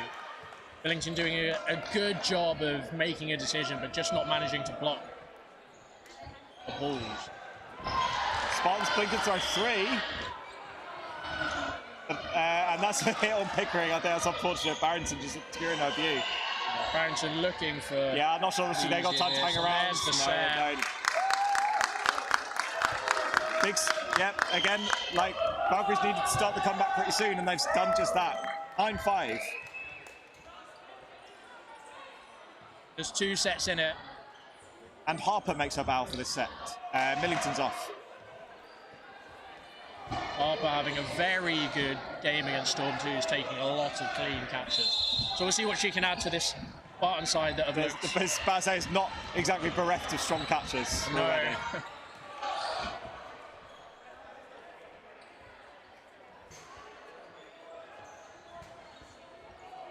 Oh! A teaser from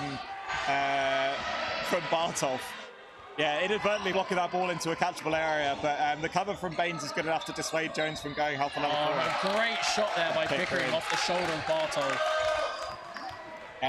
Doing an awful lot of damage for Spartans from that middle. Always a good weapon when you've got a strong releaser from the middle, because your 2 wingers can offset the 2 countering balls, but the 2-ball attack is good in taking out Harper. Level still. Jones again looking for Suffolk. That in-sweeping shot. Yeah, the right arm bowl gets some real whip on it.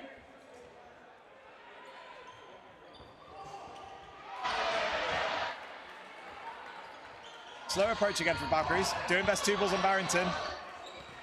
Good aggression there by Storch. Lovely control. Yeah, good listening as well. I think she had McMaster in her sights, but listening to the call from Barrington, set with 4. But again, Valkyries are acclimatising to the 2-ball attacks from Spartans now. Lots of S's. Been a long day. Been a long season. Brilliant shot from Barrington taking out Bruce. Spartans go a player up. And 3 balls to dictate the pace of the game with. Pickering just fumbling that ball and managing to keep control of it. Throwing the best fake of her life to debate out an after throw from McMaster. He has another go with 3, sorry.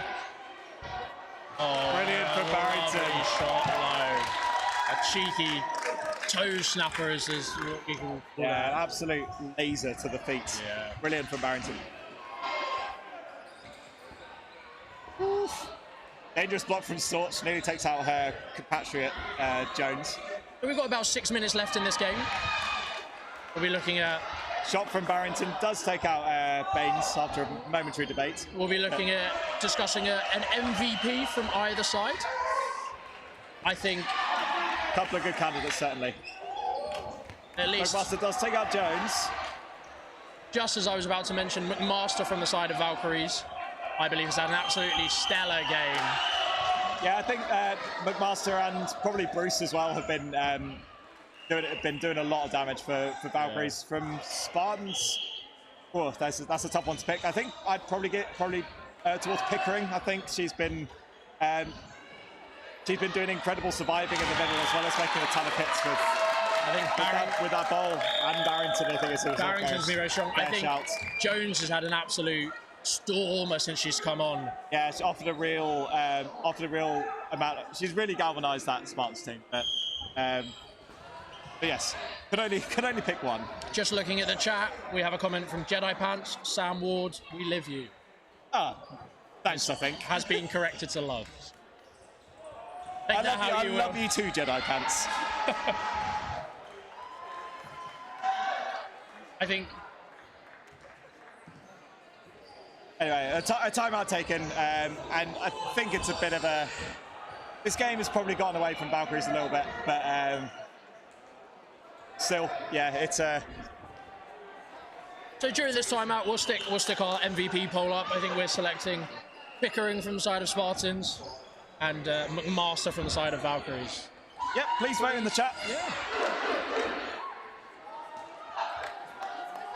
There's a timeout there called from a side. I wasn't quite sure which side, as we were talking about the MVPs. Elsewhere, 9 apiece between Raptors and Storm. Really going down to the wire that game. And then across the court, we have Stafford 2s beating Norwich 2s 10-6. Yes. And on the far side, it looks like Saints are beating Crocs. Given I can see a 1 next to 15-1. the 15-1. Yes, Saints already guaranteed promotion, but securing it with a plum from League 3 as it stands. Are they guaranteed promotion? Yes. I thought the leagues are changing. Huh? The leagues are Oh, changing. yeah, cool. Sorry, yeah. You know, guaranteed. I didn't. Yeah, if promotion was a thing from that league, they'd have been guaranteed it. But Yeah, I think that win might guarantee them the title. Saints have had a very good season. Certainly. They've done really well in that. Is that League 3? Yes. And they've done really well there. Starting off this set, Storch Again, testing out Bartel for that quick start. goes low.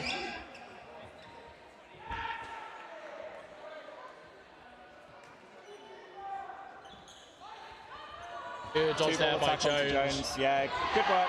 Again, Valkyries struggling to make the 2-ball attacks count. They've done well in terms of bearing up their attacks throughout the game, but Spartan's been equal to everything they've been thrown at them. Oh, great Brilliant shot there shot by from Master. Master. Yeah, I thought Jones had gone away with that, but yeah, good honesty as well from Jones to catch on the way back. And I don't know if this is going to be potentially a card for Jones for Kicking the ball, yeah. which it's given she had control of it anyway. I think she would have been entitled to pass it back, but it's just the fact that she And the dropped card it. is coming out from Sam Mason. I think, like, by the letter of the law, that is a blue card. Unfortunately, is it interference with the ball as a dead player? I think ultimately, if Jones had just rolled it back with her hand, then she'd have probably been okay. Unfortunately, It was the act of placing it down and then kicking it.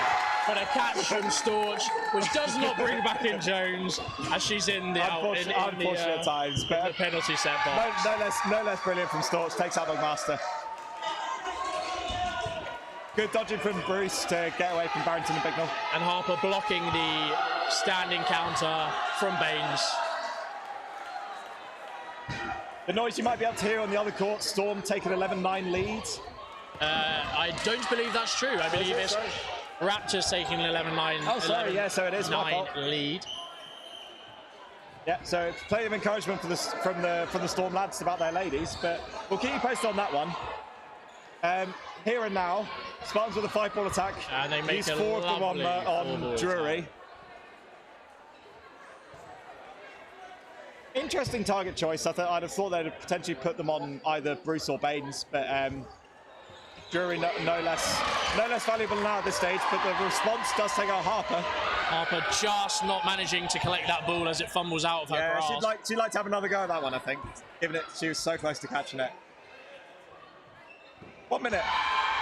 And a shot Another. brilliant from Barrington. Soaping there. Really enjoying herself out there. Yeah.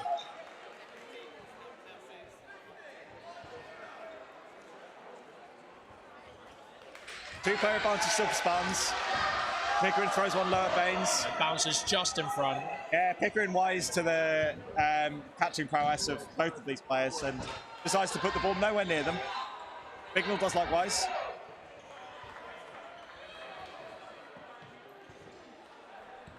Not long left of the set, about 25 seconds.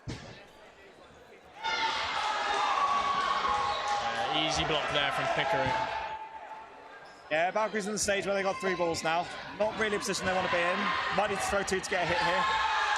They throw some rogue singles at Barrington and Pickering, but don't make the hits.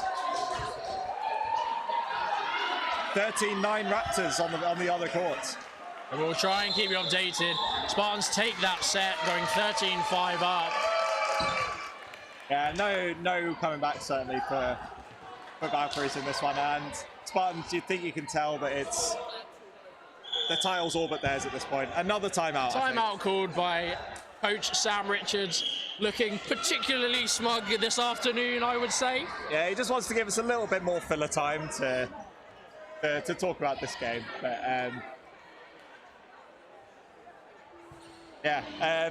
I think giving Spartans a bit of a moment to really drink in what they've accomplished in this season is, you know, a really poignant moment. Gedling is putting her kit on. Gearing up, yeah. Yeah, she looks like she may make an appearance in this one. Yeah, I think everyone knows that this game's more or less done and dusted. It's a case of how many, and get that champagne on ice for Leamington Spartans.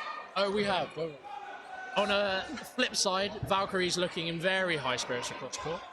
Yeah, I think it's difficult for a team when you've got no pressure and nothing to gain from your games, like knowing that they were forced before this game even kicked off. But anyway, Valkyries still a player up. Jones still serving that penalty set, and Gedling has come on for Storch. And we can confirm that the final score between Stafford Raptors and London Storm 1 is 15-9 to Stafford Raptors. A massive result for Raptors. That is huge in the relegation battle, which both teams are involved in. Didn't think there could be another twist in it, but there certainly looks like there has been. Barrington takes out Bartov with a quick start. With a dead ball, by the looks of things. Bartov survives another dead ball. I'd forgotten that Amy Jones was in the naughty box. So yeah, so Spartans playing with a player deficit in this one. Some trades coming out from Pickard and McMaster, but no hits made so far.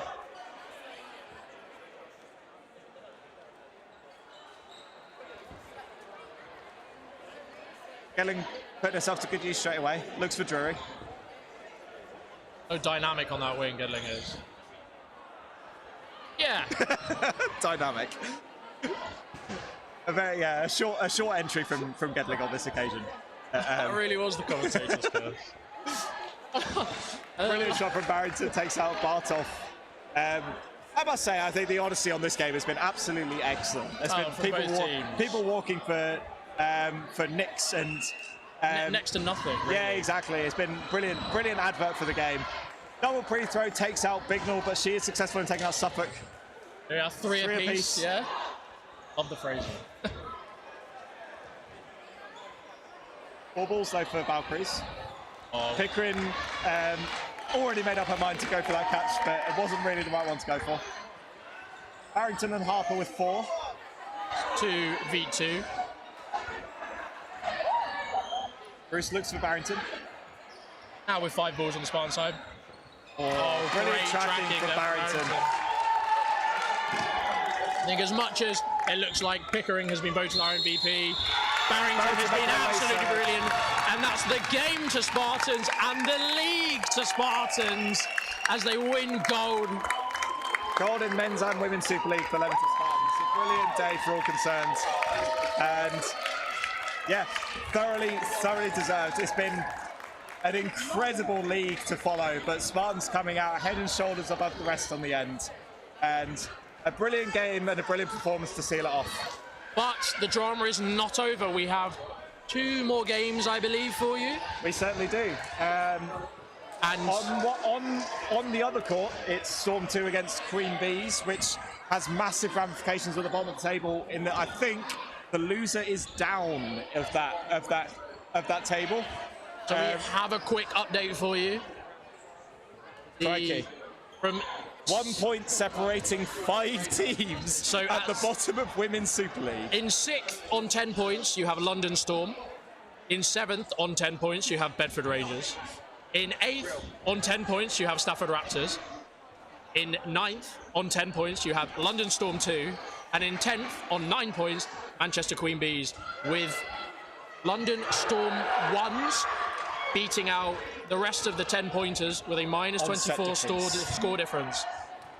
Yeah, this is big. I think that means that the game on the other court, Storm 2 against Queen Bees, loser is down, I think.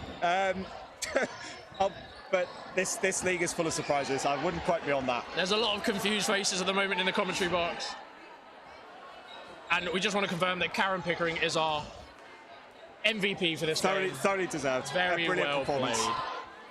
So, remember to vote for your round 8 play of the meet. Stick around. Some crackers in there, certainly. Stick around for the next game. And please continue to watch because we have some spicy games coming up. And it's all to play for and who goes down till the very last whistle goes. I've been one of your hosts, Jonathan Wilkie. I've been Sam Ward. It's been a pleasure. And we will see you in about 5 minutes. Well, not us. Somebody will see you in 5 minutes. I think I'm.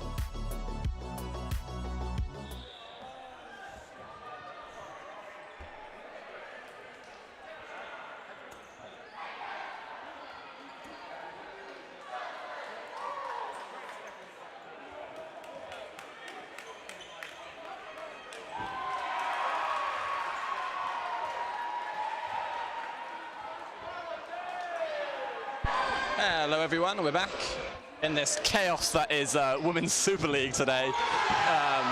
Battle for the top and the bottom. We've got for you Derby Phantoms versus Bedford Rangers. I'm Tom, and I'm joined by... Sam again. Lovely to be here. So, in that short interlude, we've tried doing a little bit of the maths on this table. Rangers, I believe, currently occupy 8th place on set difference alone. Rangers currently tied with Storm 1 and Storm 2, and now Raptors, with Raptors having beaten Storm 1 earlier in the day, all on 10 points, taking positions 6th through 9th. Queen Bees are only 1 point behind in 10th. Queen Bees currently playing Storm 2 on the other court, I think in a loser goes down scenario, but not necessarily winner stays up. Bedford Rangers faced with a very tough task. I think if they win this, then they can guarantee survival with this. A loss isn't of significant detriment per se, because Stafford Raptors' final game is against Bedford Eagles, so you'd probably expect that to be quite a tough task for Raptors. Phantom showing exactly what they're made of early doors here, though, with a fairly business-like decimation of Rangers in this first set. All I can say is I'm very confused. Yeah, that was a lot of words, a lot of numbers. Yeah. All the teams are somewhere. Yeah, I think... Enjoy this game. Yeah, enjoy it. Enjoy it as much as you can. And just like that, Derby's wrap up that first set. Yeah, it's showing a real statement of intent in this first set.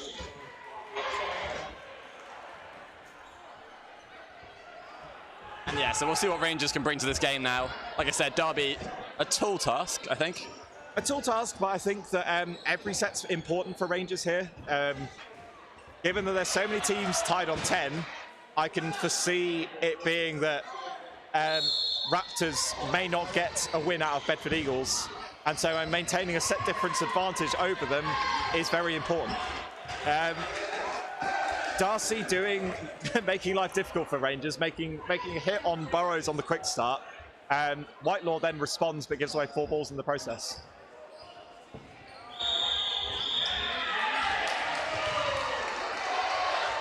Two-ball attack from Derby isn't quite as effective.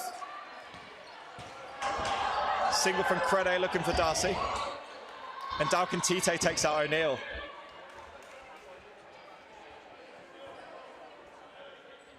Derby again coming out on top of all these exchanges. And Darcy charges forward, and that's unlucky for Rangers there. Lovely shot, low on the knee from Darcy, and the deflection just straight into her teammate. Yeah, that's a tough one. 2 balls onto Allen, both blocked. Yeah, big wind up, big dodges, but no release. Yeah, she's smarter than that. Realizing that that she's blocked 1 ball away, realizes they've only got 2 to play with. Crede looks for Tranter. The double attack is good on Broomfield. Crede looks for Tranter in the cover, but good cover again. And good spot to get that ball rolling across. A good pickup, and Derby are going to take 3. Yeah, Derby looking, so far, a team on a mission. So have we got, is points difference going to make a difference for Derby here? Is there anything they can do with... I think with their results earlier means that they can't catch Spartans for the title. Yeah, with Bedford Eagles beating Phantoms earlier in the day, meant the Spartans winning, and Spartans have won both of their games, so Derby can't catch them, basically. So a win here, I think, will guarantee silver for Phantoms. Potentially, I'm not sure how far behind Bedford Eagles were from there. Yeah. They guaranteed a medal one way or another, and I think a win here... Although I think Bedford Eagles beating Derby in the last game... It might put them above them, to be fair. So I think Derby are now playing for 3rd. Yeah, so I think... Yeah, Derby probably need Raptors to do them a favour and beat Bedford Eagles for Derby to get 2nd. Yeah, I mean, a win for Raptors would mean... We're throwing another cat amongst an already crowded lot of pigeons. Yeah, in theory, that pushes Derby back up to 2nd, and the Raptors would potentially guarantee their spot in Super League next year, but who knows? Yeah, a lot of dodgeball to be played between now and then. A bit of a cagier start to the game. Rangers doing well to survive a lot of single ball attacks from Derby so far. After a fairly slow start in the first couple of games. Ball comes back off the ball retriever, but so Rangers have another go with three balls, like it or not. O'Neill looking for Allen. The double counter from Dalcontite and Tranter is good. Takes out O'Neill, but the expensive 4 balls.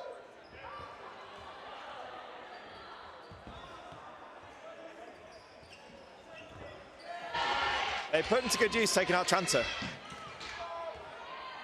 Yeah, she wanted to go forward with that, with the single ball from Phantoms there and try and cause a bit of chaos, but in the end, she was the one caught up, and that's going to be it's always a risky take when you have one ball and you're trying to make a play. You're so against the odds just because that's how possession works. But yeah, not able to do so on this occasion. Rangers also doing well with 3 balls with a single ball hit, taking out Altonos. Single from Crede looking for Dalcontite. Strong single counter results in a block back. And good cover from Brimfield and Crede to dissuade Allen from engaging further.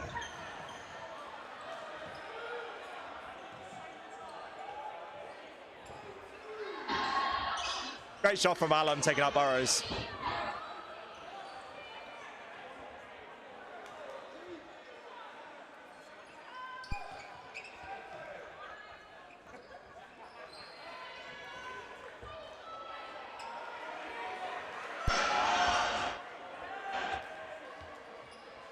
Four apiece here. 3 balls in hands for Phantoms. 2 balls invested on Whitelaw. And the double counter takes out Phillips. Brilliantly done from Rangers. Yeah, the staggered timing, I'm not sure whether that was intentional, but they actually did a really good job. Ball goes high to block, and the second one just hits low. Yeah, excellent work from Rangers. Ooh, Whitelaw takes a real risk there, but gets away with it. Dalcontite tries making a play with 1 ball, like we said, and Rangers didn't need to throw that at all. But throw it they do, but they do make the hit. And Rangers do get on the board. It's 4-2 after two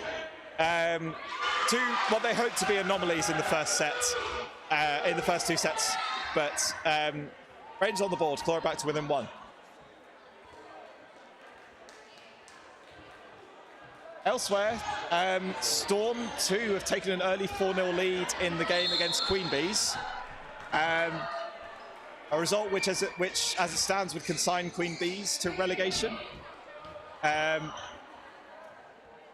And would pretty much guarantee safety for Storm 2, I think. Shot from Burrows takes out Antonos. Tranter looks for the reply, doesn't make the hit.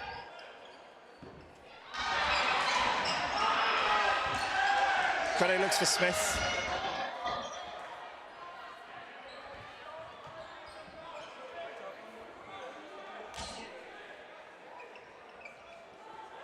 Ooh, good discipline from Tranter. That was a searching ball from Burrows, but does want to leave it alone. I think she left that as late as she as she physically could there. Yeah, you could tell she really wanted that, but not needed at this early stage of the game. There'll probably be better opportunities soon. Some trades in the middle results in a casualty from both Allen and Burrows. A trade that benefits Rangers as the team that's in the lead, but they do sacrifice 4 balls from it. And brilliant movement from Brimfield to get out of the way of that 3-ball attack.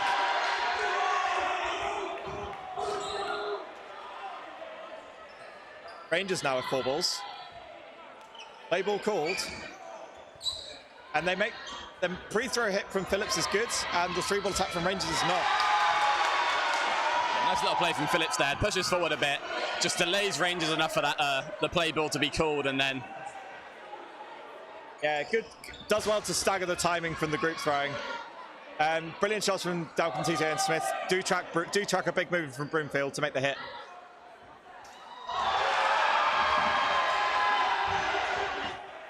Single from Tranter looking for Crede. Whitelaw does likewise. And huge noise from the court next door. Yeah, it looks like Lumley from Storm 2's just clawed back potentially a 1v3 to salvage a point for Storm. Looks like it's 5-1 there.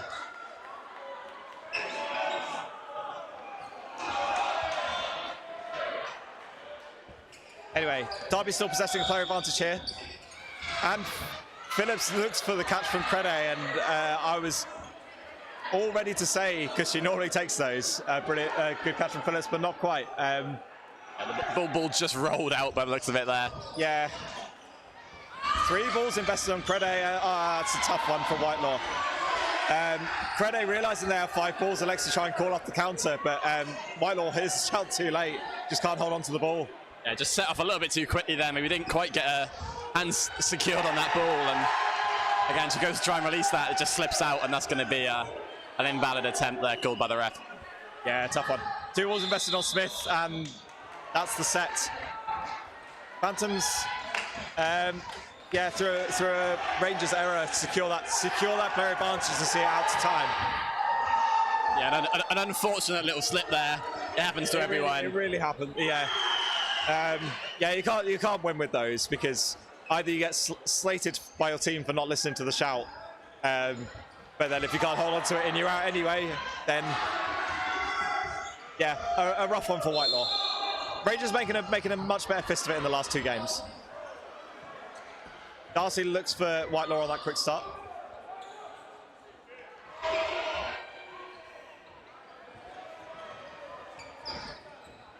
Crede again looking for Altanos, and Dalgantite's there to punish. Phantoms being quite fluid with their substitutions. Darcy's back on now for Alum, after taking a couple of sets off in favour of Altanos. Yeah, this very potent wing pairing from Phantoms is back on court, certainly. Yeah, both very quick players, I think, there. And they back their single ball counter. And their catches, yes. Brilliant work from Dalgantite. Also good without a ball. Carnage in the middle. Whitelaw's also gone, being, I think, counted out by Darcy. It results in a 2-0 in favour of Phantoms. Made that a 3-0 with Smith making a catch from Burrows.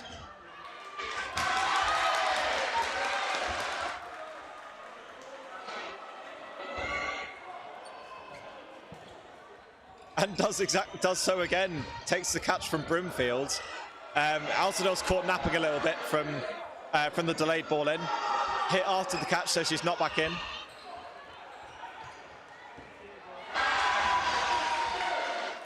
Phantom's going to have 3. They possess a 4-player advantage.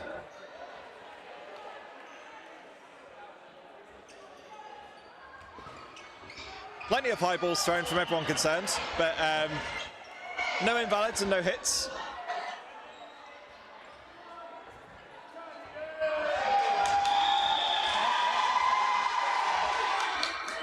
Play 1 called. Phillips makes no mistake with that one, certainly. 8-2 lead for Phantoms. Yeah, starting to get comfortable for Phantoms now. 3 sets up. Yeah, not a huge amount of time left before half, I don't think, as it stands. It's like about 1:40 left, so that is to be the last set here.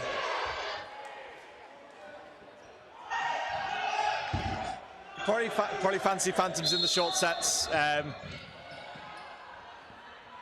Particularly, I was going to say, particularly if they use that quick start, but they elect not to on that occasion. I think there was a false start from Phillips there, so she holds back and... yeah, the cover wasn't going to be there if Darcy did want to release. Darcy blocks high, but just out of her reach there. Yeah, Crede punished by Smith, I think, in amongst all of that. So Rangers with a player down now. O'Neill burns one towards Dalgantite.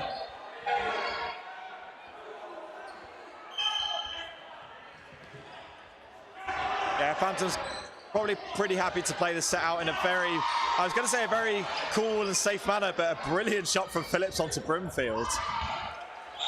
Yeah, Darcy running up to make a counter on that. The right player spots the player on the left on the ground and just changes targets. Yeah, successful in doing so. O'Neill makes her exit. Burrows looks to do likewise on Tranter. Rangers again with 3. not the position to try and turn a set that they wanted to be in. Free throw in from Darcy is unsuccessful, and Burrows is there to punish. And with that, Phantoms have 3 balls. It's a one-catch game here. Yeah, that's going to be time. Again, Phantoms taking that set. Comfortable lead 10-2 into the first half. Going to need to see a shift in play from Rangers here. They'll be really pushing these sets on a little bit here. Yeah, certainly. I mean, Rangers will have half an eye on the scoreboard on this court and half an eye on the scoreboard from the other one, certainly. With, I think, set difference potentially becoming more and more prevalent in this relegation race. Rangers will be hoping to reduce the deficit as much as they can, or at the very least minimise the damage. Yeah, might be in their best interests here to slow the game down a bit. Maybe try and just see out as 5 sets in the second half. Because, like I said, score difference is going to make such a big impact towards the bottom half of this Women's Super League table. Yeah, really difficult one for them when with Raptors and Storm 1 still yet to play. They know that they don't really have like a target score in mind as it currently stands, but they've got to do the best they can. And to be fair, apart from the first 2 sets, which were a bit of a skittling from Phantoms, they've done well to live with the pace that they brought from there in. Yeah, doing well in terms of coming out generally even on the exchanges, but Phantoms doing better with the set plays. Seems to be the rough way this game is panning out. I can't quite see the score on this of the court. Looks like 7. Well, it's down to 7-4. Yes. So I'm assuming that one of the numbers is missing on the scoreboard. So I'm guessing either 7-3 or 7-5. Or 8-4 or something like that. I guess we'll let you know when the next set's played. But it's half time on there anyway, with Storm 2 possessing the advantage. Elsewhere in the final games of Men's League 3, it looks like Virtue Slayers are beating Burton Panthers currently 8-0. And you're testing my eyesight, but I've been reliably informed it's 9-7 to Hartlepool Mavericks against Bovines. Bovines, who I think could have still won the title before today, but certainly not under this showing.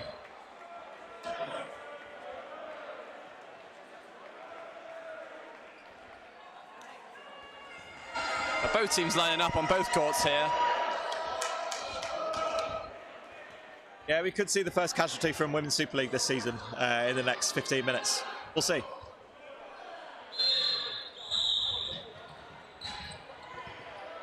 Rangers again not contesting the middle ball, but Darcy unable to connect on the quick start.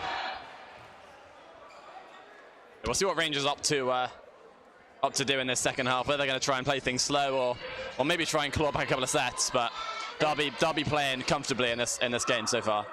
Yeah, brilliant shot from Dalkin Tite. Finds his way out of Credo's hands. Burrows looking for Darcy. Darcy tries to pay in the favour.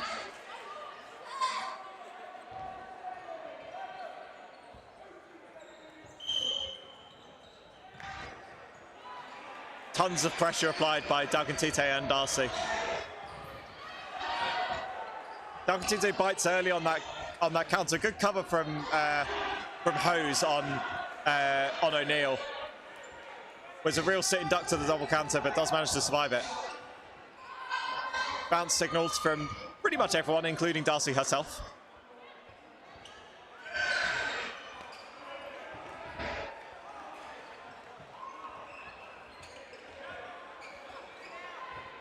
Plenty of firepower being focused on O'Neill early doors by both Allen and Dalkin Tite. Yeah, so impressive dodging and blocking from both teams. A lot of those throws very accurate, but everyone doing well to stay in here. Yeah, Altonos first to throw at a central target, but Hose gets out the way of it. Not sure if it's Hose or Howells, but apologies. Burrows unable to make that trade on Darcy. Darcy gets herself low as she throws and just gets under that ball. Yeah, she's seen it all before. She's used to be a high-value target in this Phantoms team, and as such, has become very proficient at that art of throwing and getting out of the way at the same time. Doing ourselves a lot of favours there also on making that hit on the approaching player. Still a three-player advantage now for Phantoms. Double counter attempt, Phillips gets out the way. Yeah, Rangers just not having the same success as Derby on these counters, especially the double counters like that. Yeah, I think that's that paints a picture as to why Derby have been at the sharp end of this league all season. Been proving very, very hard to hit, certainly. Rangers doing a lot of things right with their countering intent and aggression, but Phantoms just one step ahead. Play ball called here on Phantoms. And some brilliant tracking off a big dodge, but all three balls tracking her all the way down as she sees her exit. Brimfield and O'Neill left on her own. An aggressive block there, almost taking the head off Dalton Tute. But again, it's going to be another set in the favour of Phantoms. Indeed, yeah, and I guess with the Rangers can take some solace in the fact that these sets are all going to 3 minutes. Bit of damage limitation for them at this point. They've got to hope at this point that Sheriffs and Bedford Eagles do them a favour and get some wins against Storm and Raptors respectively. But this paints a good picture for the winner of the game on the other court, because I think if Storm to win it, then they could guarantee survival, because then Rangers can't overtake them. Yeah, that should put them on 12 points, which will put them safe as far as points are concerned. But yes, certainly, because then they wouldn't be able to be overtaken by Bees, and they also wouldn't be able to be overtaken by Rangers because they played twice.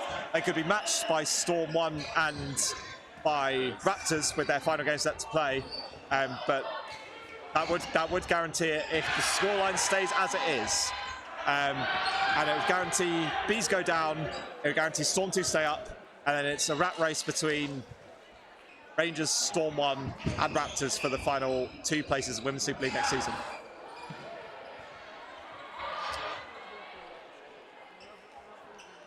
But it looks a close game over there, so I wouldn't rule Bees out just yet. Credit looks for Altinoz. Cover from Hose is there to protect him.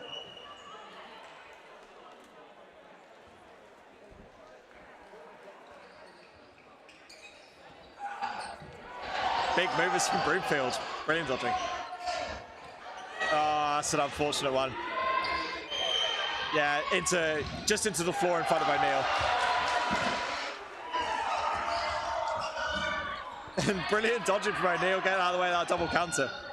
It's a very off the fly double counter from Phantoms, but O'Neill gets out the way.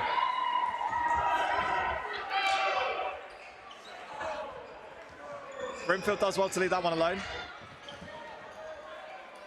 And big laterals from O'Neill to get out of the way from Phillips. Rangers doing better to survive these trades from Phantoms. Yeah, they're holding on to their numbers a lot better in these few sets now. And we see 2 balls released front of court, but neither of them hits the target. It's amazing. I think both players were consigned to their fate of being hit by the other one, but neither player able to connect. They both pulled out at the last second, and neither player making the hit, but Phantom's still with 2 players up here.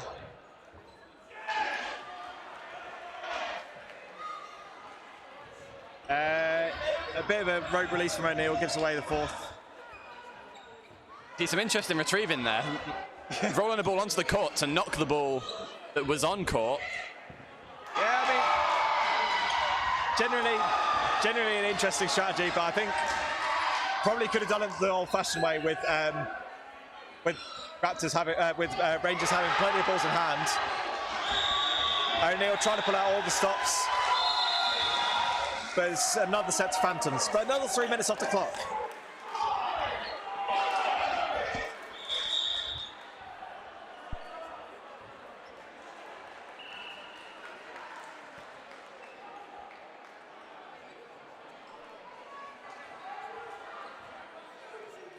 It's 8-4 on the scoreline, certainly. Yeah, there's a London Storm 8-4 up on the other court at the moment. Yeah, B's currently using their timeout. Speaking of timeouts, looks like we've got a timeout over here as well. Yeah, I'm guessing probably for Rangers here. Yeah, I would imagine so. I mean, I think their game plan probably doesn't really change. I think they're more than happy to just, draw out the 3 minutes as much as they can. This game's pretty much gone from all reach. But if they can get some more sets on the board, then that'll do their survival bid some good. But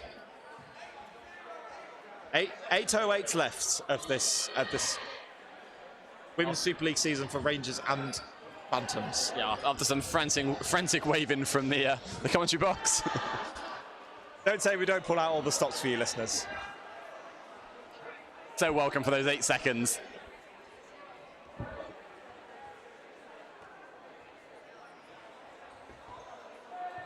Apologies, I think it's actually 10-4 to Storm on the other court. I think they hadn't updated the scoreboard prior to that timeout. I think it's maybe the quietest couple of moments that I've heard in the last half an hour, with two timeouts on both courts. So we're back again. Cheers from both teams on this court to our right. Yeah, both teams playing for their Super League lives. Bees with it all to do, and Rangers certainly with a pretty much impossible task at this point to get back into the game against Phantoms, but damage limitation is important for them. Again, an uncontested middle ball, and Phillips goes over the middle line on an uncontested middle ball. So Rangers doing the bare minimum to go a player up. But she has another go. Brilliant catch from Tranter. Wasn't a bad release from Burrows in a decent area, but it's a brilliant catch from Tranter. Yeah, the ball goes low. She's been taking those low catches all day. We saw a couple of those against Mighty Eagles earlier. Brimfield not quite able to do the same on the release from Altonoz. Just outside the body, just catched on the way through. It's a double hit from Altonoz. Clips O'Neill on the way through and just finds his way onto the feet of her adjacent player. Yeah, it seems like if Rangers... Another catch, it's a catch from Darcy this time. Yeah, it seems like if Rangers are going for the approach of seeing these sets out to the full 3 minutes, I mean, having one player left after 1 minute is probably not following that, but we'll see what they can do. Maybe burn a little bit of time down. They might have just been like, well, we'll take some real risks and see what happens. Let's make Phantoms show why they're top of the league, and they're doing it with aplomb here. That's a good start, dodging the 3-ball attack there. Yeah, she's got majority to play with, but uses it straight to throw into Phillips. 3 catches for Phantoms in that set and a double hit makes short work of Rangers in that occasion. 16-2. Elsewhere, Storm currently up in the set. Still 10-4, but yep, it looks like they're up in the set as it stands. Another timeout. 6:39.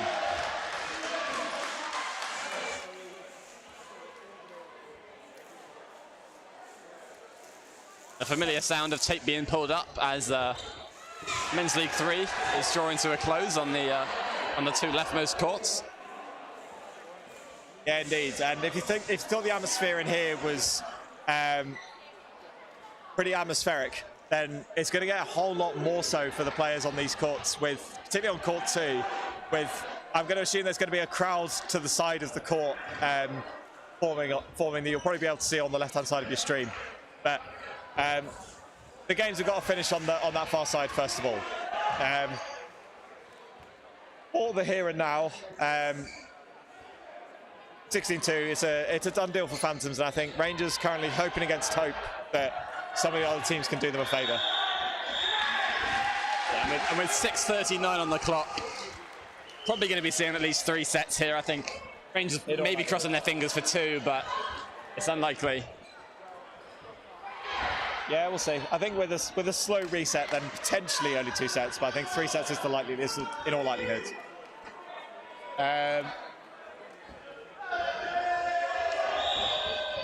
But yeah, equally, this is dodgeball. This is supposed to be fun at the end of the day, and hopefully both teams can go out of the season with a bang.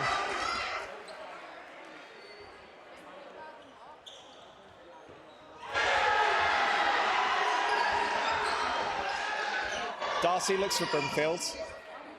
And 2 single counters from Whitelaw and Crede. Leave themselves vulnerable. Crede is so close to taking that catch from Malum, but is unsuccessful in doing so. Some NFL-style screening between Brimfield and O'Neill. I think is there 6 balls on court?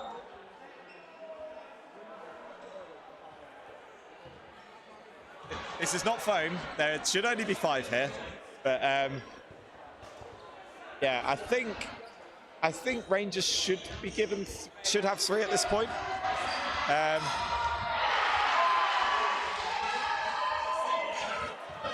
Yeah, 3 balls for Rangers and a player down. Off again. Block up from Altonoz.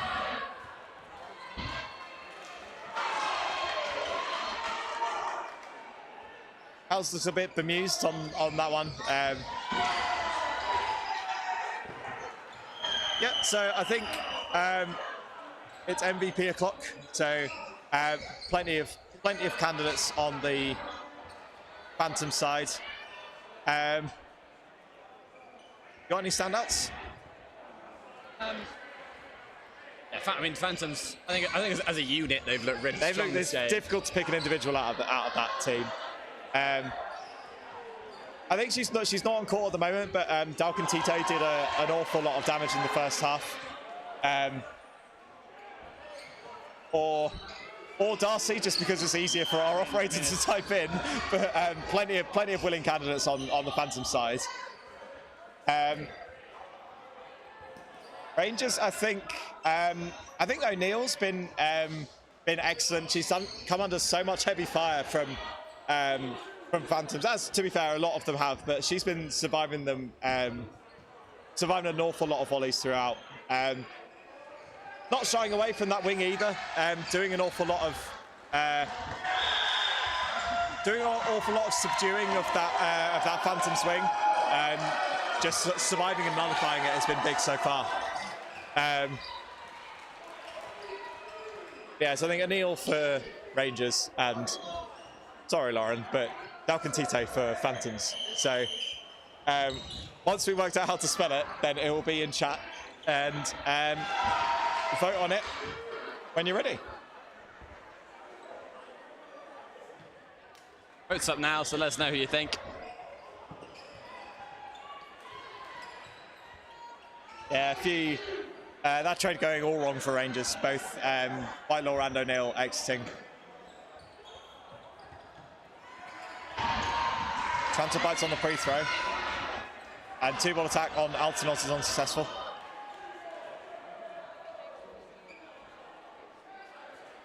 Gonna be 4 balls for Phantoms now, but that's time. They don't need to use them. Phantoms happy to play it slow, play that advantage. They know how long's left of that set. They're not going to throw that ball. Yeah, and I think that if this goes to time, then we might have a shade over 3 minutes left. So I think there's probably going to be this set and then a minute. If it goes to time. If it doesn't, then, well, we'll see. But Rangers, again, doing well to survive most of the things the Phantoms throw at them. But, yeah, Phantoms just proving again why they're such a force to be reckoned with in this league.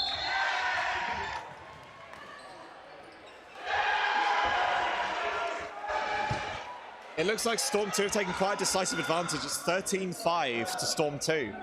A result which consigns Bees to Women's League 1 next season. And if the results stay as it is, then it means that Storm 2 will be a Super League team next season.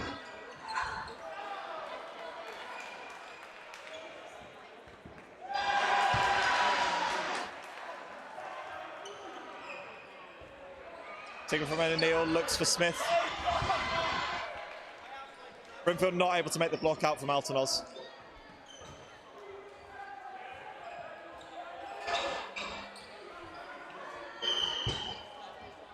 Smith and Stones exchanging blows on that wing.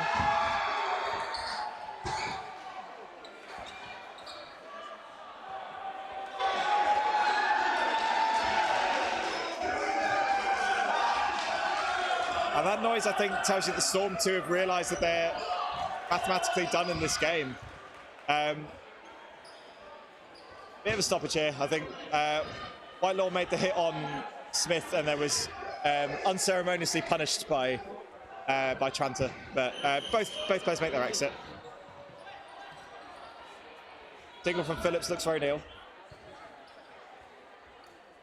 Phantoms again, 2 players up. Probably just going to slow this down, secure the set. Counter attempt from Allen is blocked out. Just a single ball released on that counter there. That ball, safe. Yeah, more than happy to just wild out the time. Probably suits both teams at this point to just play as little dodgeball as they can, really. I think Rangers will do well to bring back these this 2-player advantage in these, 15 seconds left here. Yeah, it's a one-catch game, but I'd be surprised if Phantoms give them the opportunity to do so. Certainly now they've got 4 balls. Play ball calls, though. They're going to have to go. They do make the hit on Stokes. A massive cheers from the other court as Storm 2 celebrate their next season secured in Women's Super League. Something that really cannot be understated, that survival from Women's Super League relegation from Storm 2 is a phenomenal achievement for that team. They're going from strength to strength this season. Commiserations to Queen Bees, a real sleeping giant in Women's Super League, will be playing in League One next season. Double counter attempt from Darcy, and Allen does make the hit on Howes. And there goes the whistle. Another set for Phantoms. Final 1-minute sets for Rangers to go out with a bang in this game, and maybe on the league, who knows. Yep, it's the final minute coming up, and yeah, next on this court is going to be Sheriffs against Storm 1. Storm 1 with everything to play for, trying to follow their 2s into Super League next season.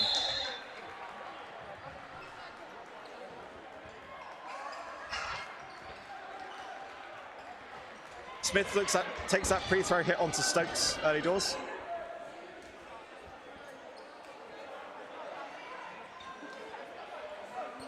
Tranter baits out the pre-throw. Altanos does get away from the pre-throw. The pre-throw onto Greg is from a dead ball, so no hit there. Phantom still 1 player up. Brimfield again doing well to get under. And brilliant dodging again from O'Neill. Coming under heavy fire from Altanos and Phillips.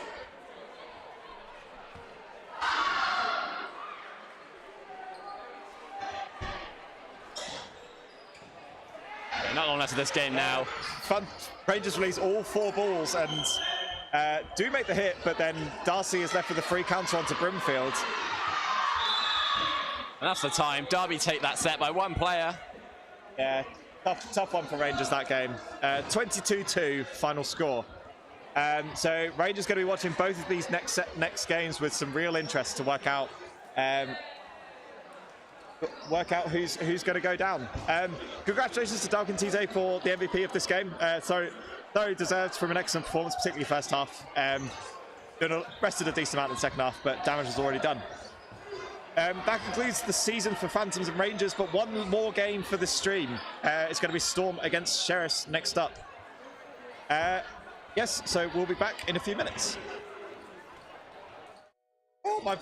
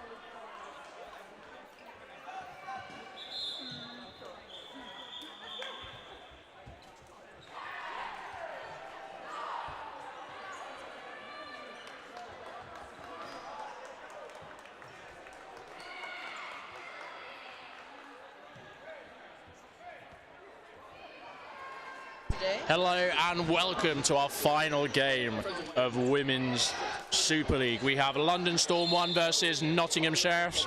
We've done the calculations. Both teams are safe.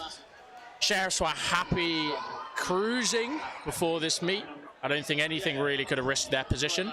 Storm 1s were put under the gun earlier, being part of, I think, 5 teams on 10 points with the best score difference. And they are now safe and happy as Manchester Queen Bees have been relegated. I am one of your 2 commentators today, Jonathan Wilkie, and with me is the God, Greg Whitehouse.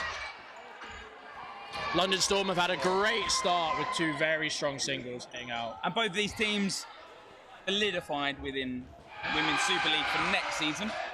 This game doesn't matter that much. Have you already said this? Okay. Sorry. A fabulous single there by Storm 1. Bringing the Sheriffs down to 3 players. I was just... Oh, and a great catch. That is a good...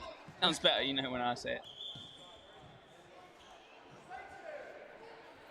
Little rest discussion here. Dom Smith and Sam Mason. Just figuring out whether or not it was a catch and out, a hit first, or just a plain catch and block. Oh, we're about to find out. Referees have come in for that. 9 refs included. That does include 4 referees from RB Phantoms. Yes. A very strong start there from London Storm.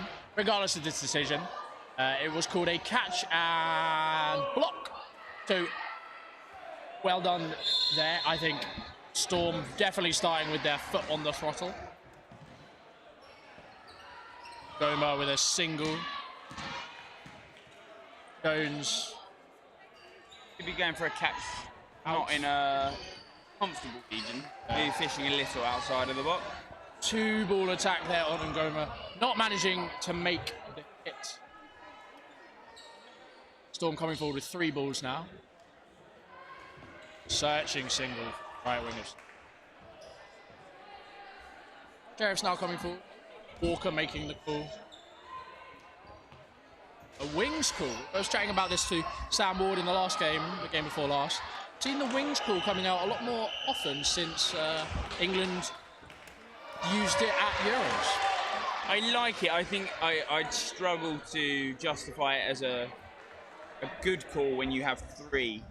Yeah. The reason being is that ruling of you're leaving a player in the middle almost be countered from 2 very harsh angles. Yeah, it all depends on whether or not that player is comfortable from being in that position. It's what we've been speaking about. Does that single ball in the middle work? But home side, there's so many little things about it. It definitely works in the midst of a lot of calls, but in the midst of great calls, maybe personal opinion, with 3 balls, I wouldn't say it was a great one or the best one. Of course, a 3-ball attack there on LaPlante. Walker hit there by another single from Goma. Storm coming for 3 balls. Good block there by Deanna Lee. And the set goes to Storm. A very strong start there from the London Storm women. And some good time management from Storm there. They know how long left on the clock. They don't need a throw.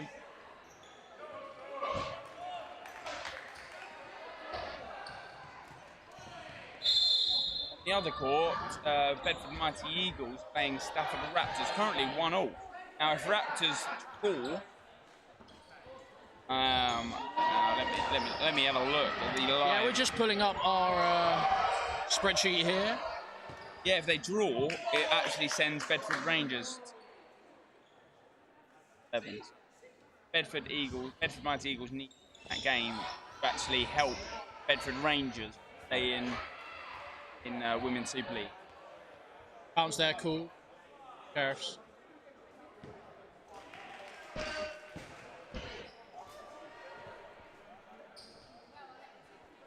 Sheriffs coming forward now with 3 balls. Emily Walker makes the call. 2 singles there at different targets, maybe a bit of a wayward, not listening or miscommunication there, sorry, from the Nottingham Sheriffs players. A strong three-ball attack there from the Storm ladies. That's what it is so good about, this Storm. I think they've not had the finest season in a lot of the games. Obviously, Beth Redmond out from injury sort of season with an open. Kiwi McLaughlin, who's not been sort of constant player as such. So their team's been a bit mismatched through the season. In a lot of the games. I think it's just the curse of the Storm teams when you have such a wealth of talent to choose from. It's so hard to see who's performing and who's not performing. And see, the Storm 2's team in this league have been performing really well towards the end of the season. That's the thing. If this game is a draw, Storm 2 actually finish above Storm 1, which is something that hasn't been. Imagine the history of Dodgeball. Which is surprising because in the heads-to-head, the Storm 1 ladies always had a very, very good showing against them. Obviously, that comes down to them being... knowing the team a lot more. Yeah, knowing each other inside and out, but they are making their decisions really on the better teams and the better players. Currently five apiece, sorry. Currently got 6 Storm ladies, 4 Sheriffs. Ball for single ball. Jones and Walker fire their single balls to try and hit across. Stopped.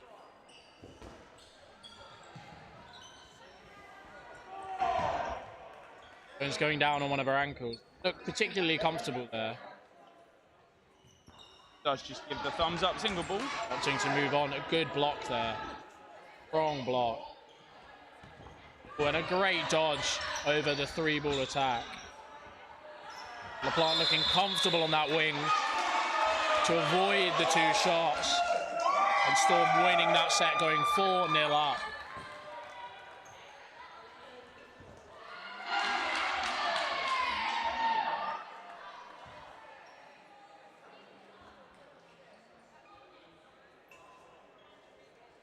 Over the other game, we have a 3-1 scoreline to Bedford Mighty Eagles. As this game, third set, sets off. Jones opting not to release. Smart one. They did only have the 2 balls, so it's probably only ever to pressure Garris back of the. Smith with a quick post throw. Harris.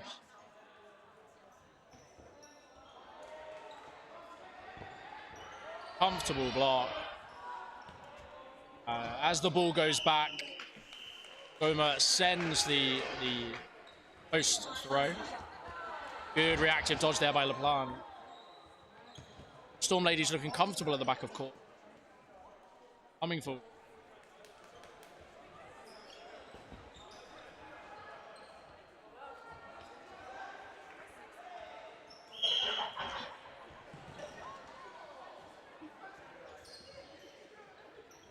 The 3. Bowman not managing to make that single, just blocking the reply.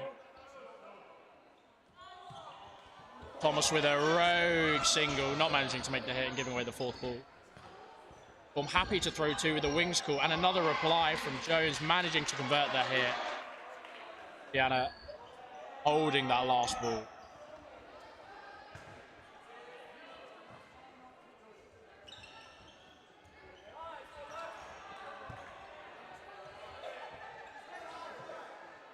Once again, Storm looking great at the back of court with their dodging.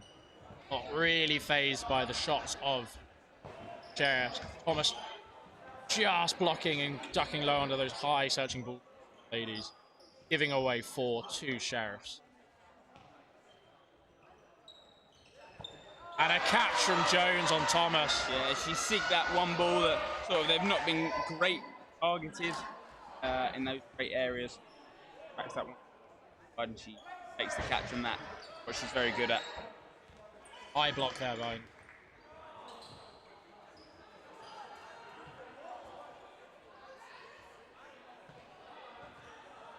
Bounce there, cool. 2 strong blocks and a catch from Deanna off the block of Jones. Block from Potter there on the standing counter. Very good job there by the ball retriever on your left side, just stopping himself before he falls over that neutral zone line.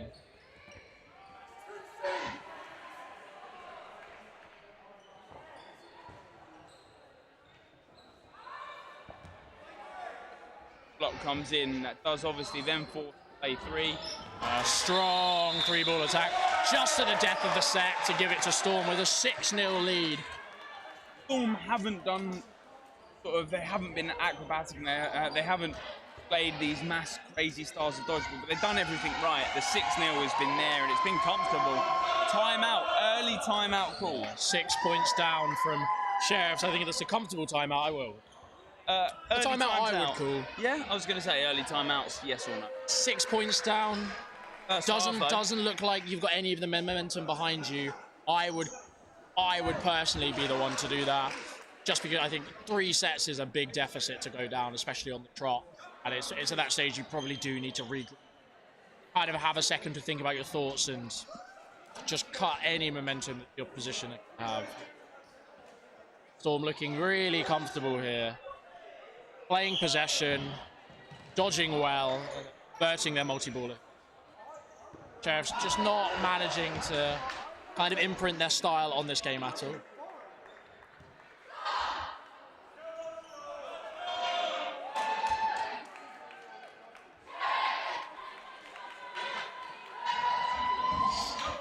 So, like we said, the early timeout called. Now, Sheriffs do have to start looking for a bit of a change in play. Their play style at the current isn't outdoing and outshining the side of London Storm. It's always like it, and how we look at it sort of in base level. It's a big game of rock, paper, scissors in terms of some play styles beat others, but some sort of are very weak to others. So, yeah. Yeah, we're getting back into the set. Potter with a searching throw. A lot of dodging there by the back of the Storm ladies. Managing to make those 2 hits. And as we say, play styles, Storm go very aggressive out the blocks. Already 2 players up, and it's probably less than 50 seconds. Yeah. I think Storm are managing to burn the hits when they get the opportunities to. Sheriffs aren't quite. A lot of blocks there and a great deflection off of Kat Thomas. Not managing to make that block, but Sheriff's player at the back of court looking alive and taking that. A fake, but only 1 release, and then the second's released. Interesting. Sheriffs just aren't really managing to be threatening with their hits at the moment. A lot of blocks and a lot of dodging. They finished top half of the table. They have. It shows how wild this league has been the whole season. It's been so up and down in so many places. I think that top 3 has somewhat cemented themselves for a long time. Maybe Valkyries were in contention, and they sort of, I don't know, there was like this one meet where they just fell apart, and it looked like it's never really recovered past that. And that can be indicative of the mindset of the team as well. When you have one of those sets that kind of potentially cut any title chances out, sometimes teams just fold, and then the rest of it kind of comes with it. Back to the game, I had a 3-ball attack there at Bull with Storm not managing to make the hit.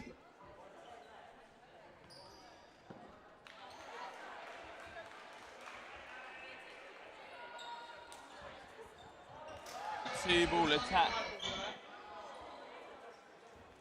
Odds call there, it looks like, with 1 and 3 throwers.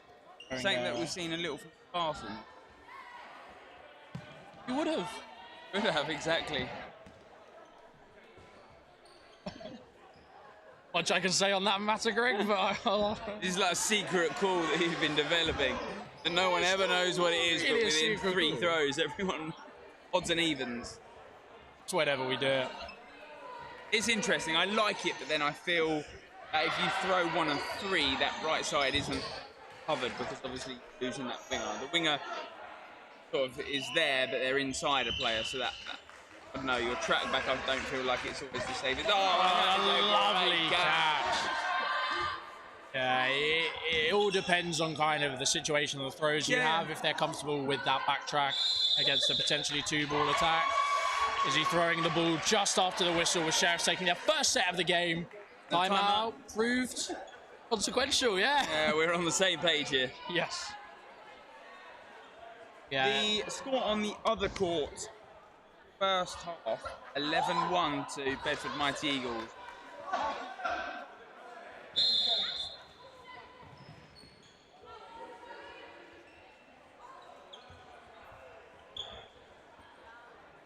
We will keep you updated on the score from across the...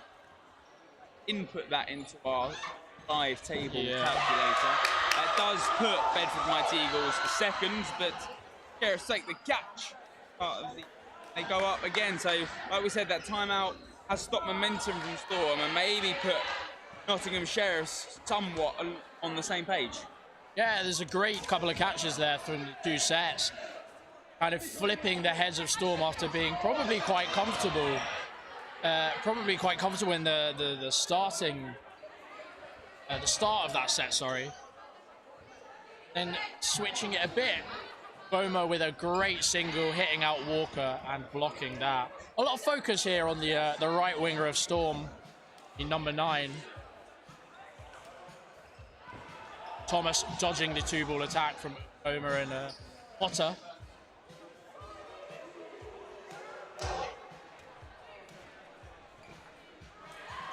Smith hit out on the 2-ball attack from Sheriffs. Finally starting to convert those bigger attacks that they have. With Storm's accuracy just going down a bit. We have a few seconds left in the set as ref Sam Mason puts the whistle to his mouth, pulls it, and the score is 6-4 to London Storm going into this half.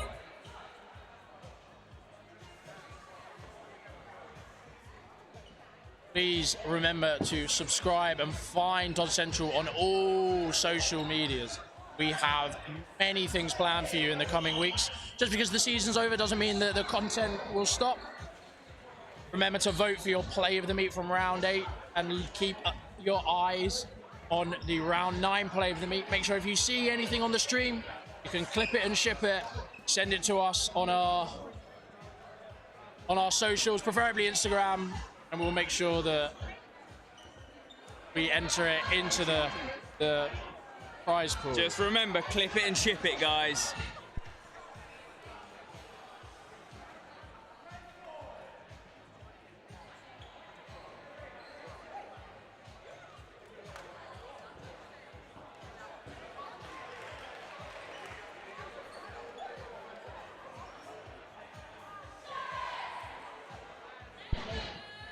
That play of the meet video, that top 5 video will be going out Monday, so keep your eyes on the social.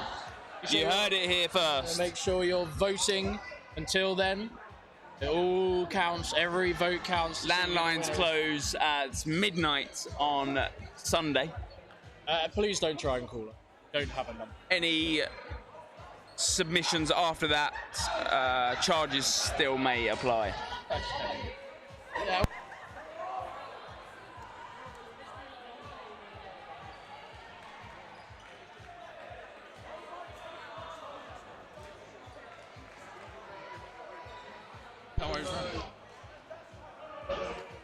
Welcome back. We've got the second half of this match.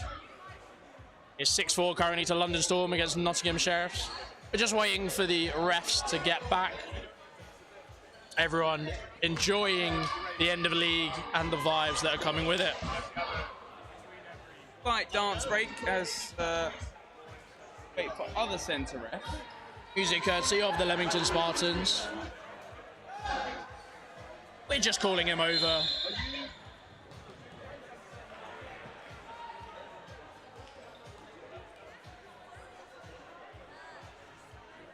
The game has begun. Tom Smith, centre ref. He was watching from a different angle just to get the perspective of the start of that set. He's done just that, so he does now rejoin the centre part of the... Strong block there by Smith on the wing of Storm. Oh, a hit there. A lovely pinger from Val LaPlante. And another hit, it seems. I think it might have been a deflection.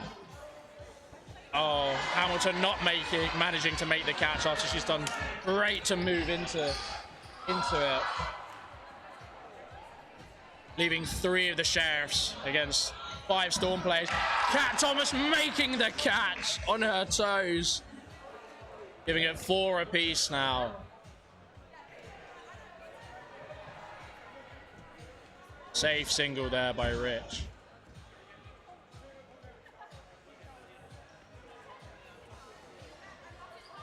Block there. Block there from Ngoma.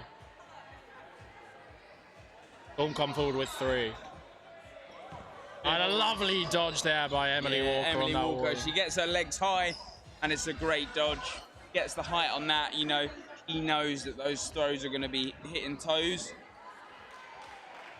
So comfortable with the 2-ball attack. Ngoma is just blocking that potential hit. Oh, not managing to make the catch. Potter hit out.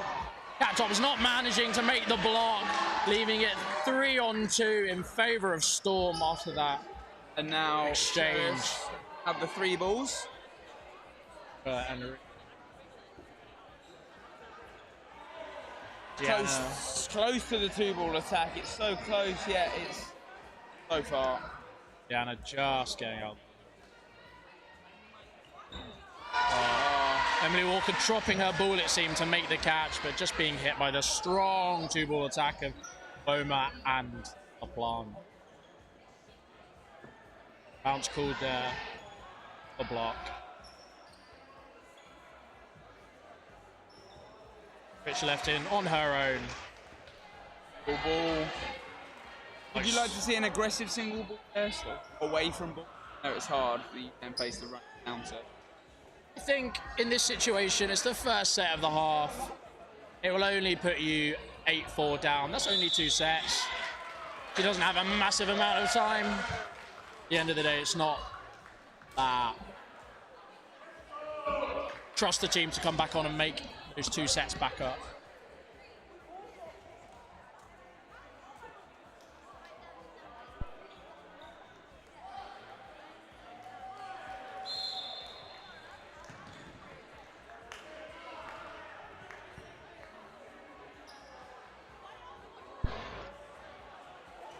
So, fortunately, Sheriffs do lose that 1 player early on. But they get 4 balls, not managing to convert it.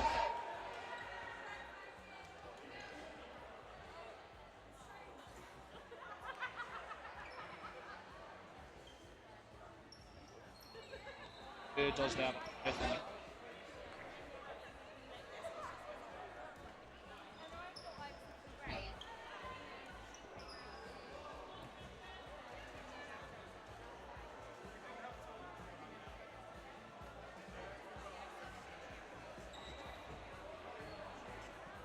Save single there from just a ball, trying to beat the block of Izzy Smith. Eyeing the plan, and a great reply from both of the Storm ladies, Smith and Jones, just checking the Sheriffs, not allowing them to come up court so quickly. Walker opting to attempt to go for the ball, not managing to get it, not risking the line fault. As they send 3 balls at Diana, Jones picks up the ball, starts applying a lot of. Storm now with 4 balls at attack.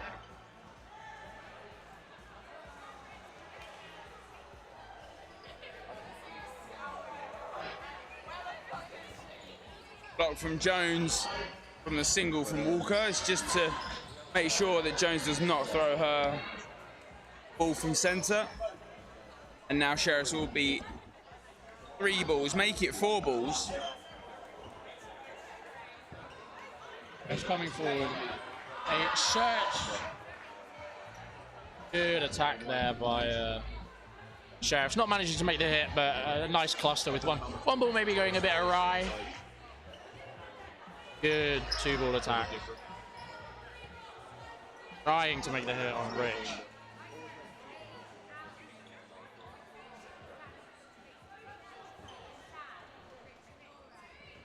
Sheriffs coming forward with 3, releasing those wings. Storm opting to hold and go forward with the 4-ball attack.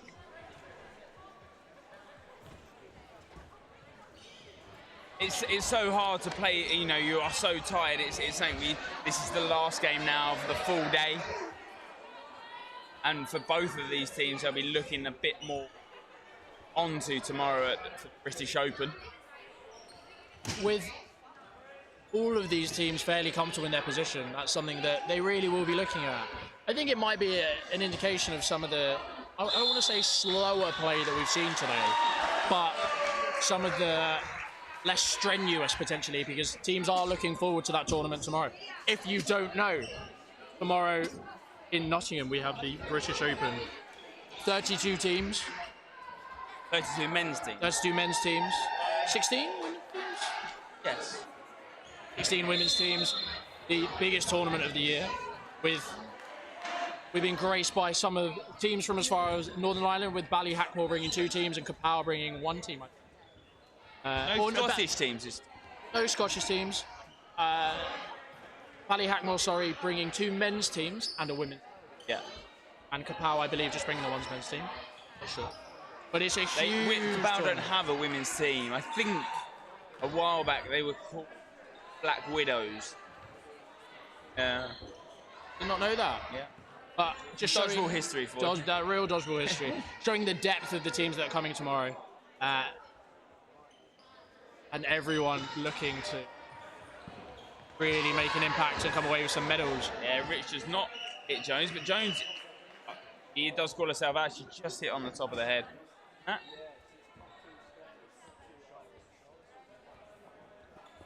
Strong 3-ball attack. Last one just grazes Hamilton. On the other court, heading halfway through now, that second half, Bedford Mighty up against Stafford Raptors, so that I believe now is almost game in terms of mathematically sort of possible. Do send Stafford Raptors back down to. And that Women's League One is looking very competitive for next season, because you have Stafford going down, Manchester Queen Bees going down, and Leeds not managing to make it out of Women's League One. They didn't get promoted. Leeds did not. It was Wessex Wolves and White Tigers. Wow. Yo-yoing between the two. They've made it back up after a drama-filled final meet, where it all was to play for. A great 2-ball attack there on Smith from the Sheriff's ladies. But that league, looking really strong with some very strong second teams. You have Phantoms 2s, Spartans 2s, Sheriffs 2s, and then teams by the likes of Hartlepool Mavericks, Canterbury Crocodiles, and then obviously the teams sticking around of Leeds Owls and Stafford Raptors and Queen Bees going down. So a bounce there called on the second hit on Ngoma. Just Rachel Potter being hit out there. Cooper just managing to sidestep out the way of the 3-ball attack at her feet. As we come sort of down to that 5-minute mark, it's about time, Don Wilkie, for MVPs. I would say, I think Ngoma has had a great game. Just as a lovely dodge there from 44 as she has already made the trade from Ngoma. But I think Chandy has sucked in a lot of pressure. She has survived a lot of multiple ball attacks and allowed Storm to come forward with those 4 balls. I would personally say, side of the Sheriffs, I'd say Emily Walker. Emily Walker, I think, has had a very good. Kat Thomas has made some very good catches. So between those two, for me. Well, it's the thing. It's so hard to always call that. They're always so close in a certain amount of players. But for me, Sheriffs without Emily Walker. Oh, Emily Walker. Oh, and as I say that, I've always cursed her in the saying, but Emily Walker I would put down. She's so influential into the side of Sheriff. Just as I was saying, a comfortable 2 blocks from Andy and Ngoma. And straight to applying the pressure. The rest of the Storm ladies have been very, very good with how they've been playing. It's just Tandy has allowed them to play a lot more freedom with those 4 balls.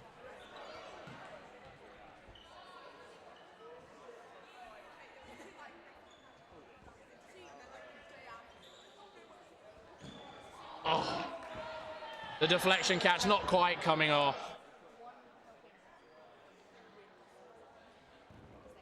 Storm come forward. Jones makes the reply.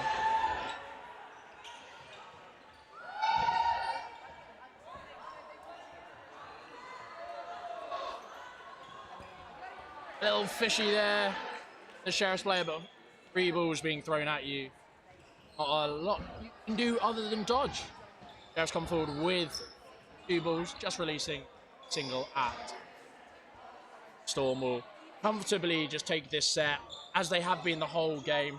Sheriffs, unfortunately, haven't really managed to get their foot out of second gear, really. They took that time out early on. Started to look get into another set. I think Storm have just very well managed to control and calm the game and play it the way they want to play it. They've been playing very patiently until they get strong ball possession. And then once they've got that ball possession, their multiple ball attacks are exceptionally strong. Thomas left in on her own against 5 Storm ladies. With about a minute left on our clock, but that may not be the case.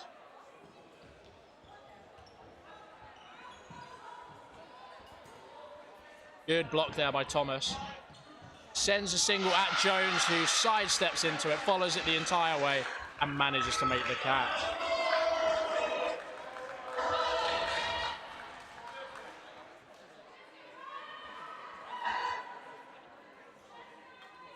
Score is now 14-4, 2 London Storm ones.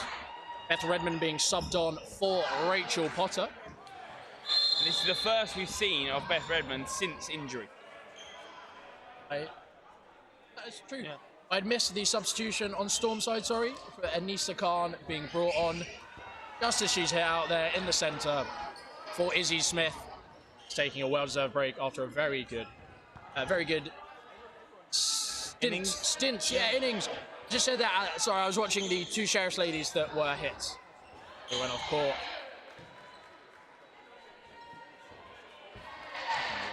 And Val LaPlante off also. Storm's number 8. Great multiple ball attack there on Rich. Storm very happy to throw 3 balls there on a 4-ball attack.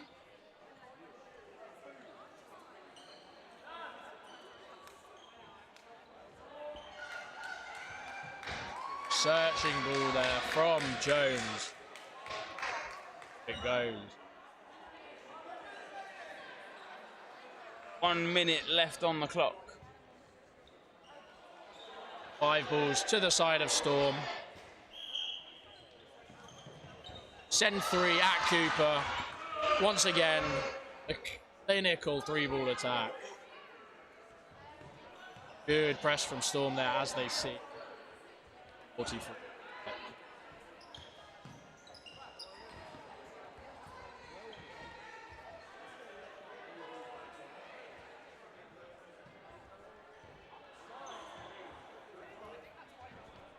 Storm left in with 4 players against the 2 of Sheriffs. And as we look at the MVP vote, we can see Tandy and Goma with the vote. It looks like it may be staying that way until the end. As we clean up, as this set ends, Emily Walker being hit out. The game goes to Storm. You can see how much it means to them after that loss earlier on today. And the day is over.